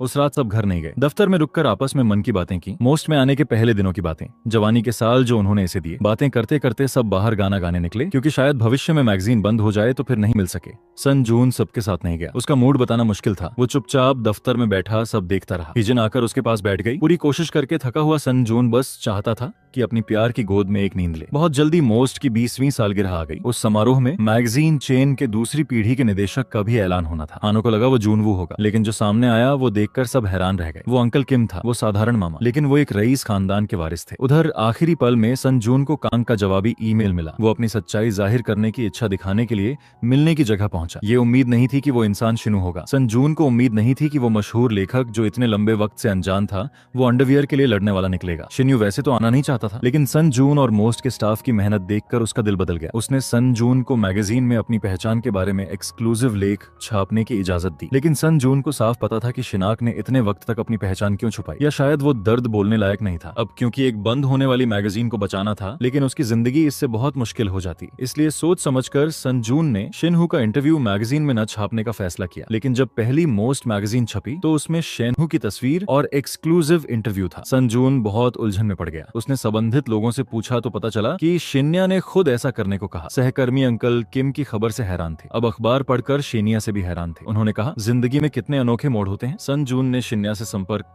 करने की कोशिश की, लेकिन होटल ने बताया कि वो चेकआउट करके जा चुका है। उसने ये सब इसलिए किया था ताकि जाते जाते हाइजिन को तोहफा दे सके। अगर सन जून को कोई मुसीबत नहीं है तो हाइजिन उदास नहीं होगी। वो खुश रहेगी तो शिनुक भी खुश रहेगा। वो अमेरिका में अपने माँ बाप के पास जाने की तैयारी कर रहा था। जाने से पहले वो सीधे न्यूज रूम नहीं गया, बल्कि सबको वीडियो कॉल पर अलविदा कहा। शिनोक को हर सहकर्मी की खासियत याद थी। हर किसी की आदतें, शौक, खूबियां और कमजोरियां याद थी। आखिर में उसने सबका शुक्रिया किया उन दिनों के लिए जब वो सब साथ काम करते थे, और सबको अलविदा कहा। शिन्याक के आने और मोस्ट के सभी सदस्यों की मेहनत की वजह से उनकी मैगजीन पहले स्थान पर आ गई। अंकल किम ने सबको एक गोल्डन कार्ड दिया ताकि वो बढ़िया खाना खाएं। लेकिन जब सब खत्म हुआ तो हाइजिन के लिए भी वापस एड मैनेजमेंट रूम जाने का वक्त आ गया। सन जून को भी हेडक्वार्टर वापस बुला लिया गया। उस रात दोनों एक साथ घूमने निकले। उसने वादा किया था कि मोस्ट को सफलतापूर्वक बचाया तो वो शादी का प्रस्ताव देगा, लेकिन अब उसने सोचा कि पहले हेडक्वार्टर में सब ठीक करे, फिर सबसे अच्छे तरीके से प्रस्ताव देने वापस आए। हाइजिन को अपने प्यार की काबिलियत पर पूरा यकीन था। उसने इंतजार करने का वादा किया, चाहे जितना वक्त लगे। लेकिन सन जून चाहता था कि हाइजिन उसके साथ अमेरिका चले। उसी वक्त जिस बच्चों की कहानी लेखिका का हाइजिन ने पिछले दिन इंटरव्यू लिया था, उसने हाइजिन की प्रतिभा पहचान ली। वो लेखिका हाइजिन को अपनी कहानी लेखन टीम में बुलाना चाहती थी। यही हाइजिन का बचपन का सपना था। वो बहुत उत्साहित हो गई। सन जून ने देखा और अपनी गर्लफ्रेंड को अपने साथ आने की जगह अपने सपने को पूरा करने की सलाह दी। इससे हाइजिन बहुत उलझ गई। आखिरकार उसने यहाँ रहकर कहानी लिखने का जुनून आजमाने का फैसला किया। उसे उसके लायक बनना था। सन जून से शादी करने के लिए भी सन जून को अपनी गर्लफ्रेंड की भावनाएं समझ आईं। उसने उसे अंगूठी देकर पहले प्रपोज कर दिया। एक साल बाद जब वापस आएगा तो ठीक से प्रस्ताव देगा। हाइजिन के प्यार का साथ पाकर उसका आत्मविश्वास दोगुना हो गया। उसकी दोस्त हरी ने भी इस फैसले का समर्थन किया। अस्थायी तौर पर हाइजिन को एक साल के लिए हरी से दूर रहना था। वो लेखिका किम की कहानी लेखन टीम के साथ काम करने जाएगी। हाइजिन के जाने से एक रात पहले दोनों ने खूब मजे किए, फिर बैठकर पुरानी यादें ताजा की। उन्होंने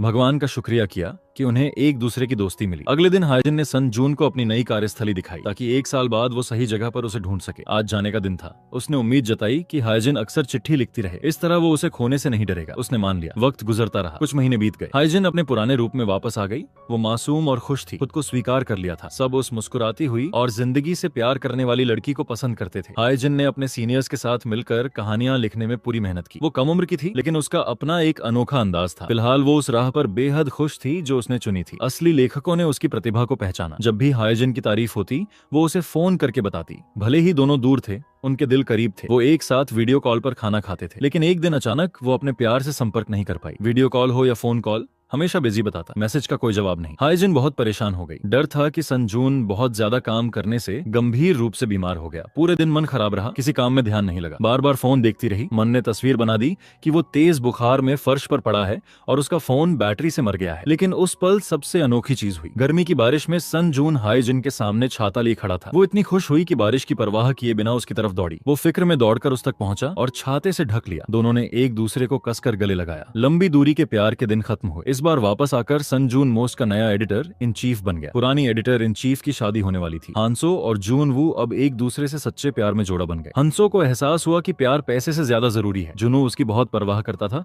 इसलिए उसने अमीर होने की सोच छोड़ दी और उसके साथ रह गई। उन्होंने भी इस साल शादी की योजना बनाई। इसके अलावा हरी ने कॉलेज जाकर अपना होटल खोला। एक छोटा लड़का उसके पीछे पड़ा था। उसकी सच्ची भावनाओं ने हरी को परेशान किया, लेकिन यही तो वो चाहती थी प्यार में। रहा शिनहुक तो वो अपने अनुभवों के सफर की कहानियां लिखता हुआ दुनिया घूम रहा था। उसने अभी भी वो ऊनी टोपी संभाल रखी है जो हाइजिन ने दी थी। वो उसके लिए दिल में छुपी एक खूबसूरत याद है। रहा हाइजिन का, उसने काफी तनख्वाह जमा करके पिता को दी ताकि वो नया प्रिंटर खरीद सकें। इससे उनके माँ बाप की आंखें भर आईं। उन्हें एहसास हुआ कि उनकी बेवकूफ बड़ी बेटी सच में बड़ी हो गई है। माँ बाप ने हाइजिन को अपनी 15 साल की बचत लौटाई ताकि वो शादी कर सके। इससे वो रो पड़ी। परिवार का प्यार हमेशा सबसे नेक और पवित्र एहसास होता है। लंबी मेहनत के सफर के बाद हाइजिन के सपनों और कोशिशों से बनी वो किताब छप गई। ये वो चीज है जिसे वो सबसे ज्यादा संभाल कर रखती है। उसकी खुशी दोगुनी हो गई क्योंकि अब सन जून के प्रस्ताव का सही वक्त था। हरी ने खुद अपने हाथों से हाइजिन के लिए हेडबैंड और शादी का फूल बुना। उसने अपनी दोस्त को खुशहाल जिंदगी की शुभकामनाएं दी। दुल्हन की जिंदगी के उस बड़े दिन हाइजिन अपना प्यार लेकर दूल्हे सन जून के साथ विवाह समारोह में पहुंची। वो आज सबसे खूबसूरत जोड़ा है। अगर जिंदगी कोई मॉल वाली फिल्म होती तो कुछ लोग सहायक किरदार होते और कुछ मुख्य किरदार, लेकिन असल में ऐसा नहीं होता क्योंकि हर इंसान अपनी कहानी का मुख्य किरदार होता है। जो भी हमारे साथ होता है या जो भी इंसान हमारी जिंदगी में आते हैं वो कीमती सबक लेकर आते हैं। इसलिए वर्तमान को संजोएं, अपने पास मौजूद दोस्तों और अपनों को संजोएं। फिल्म यहाँ खत्म होती है। अलविदा और फिर मिलेंगे अगले वीडियो में।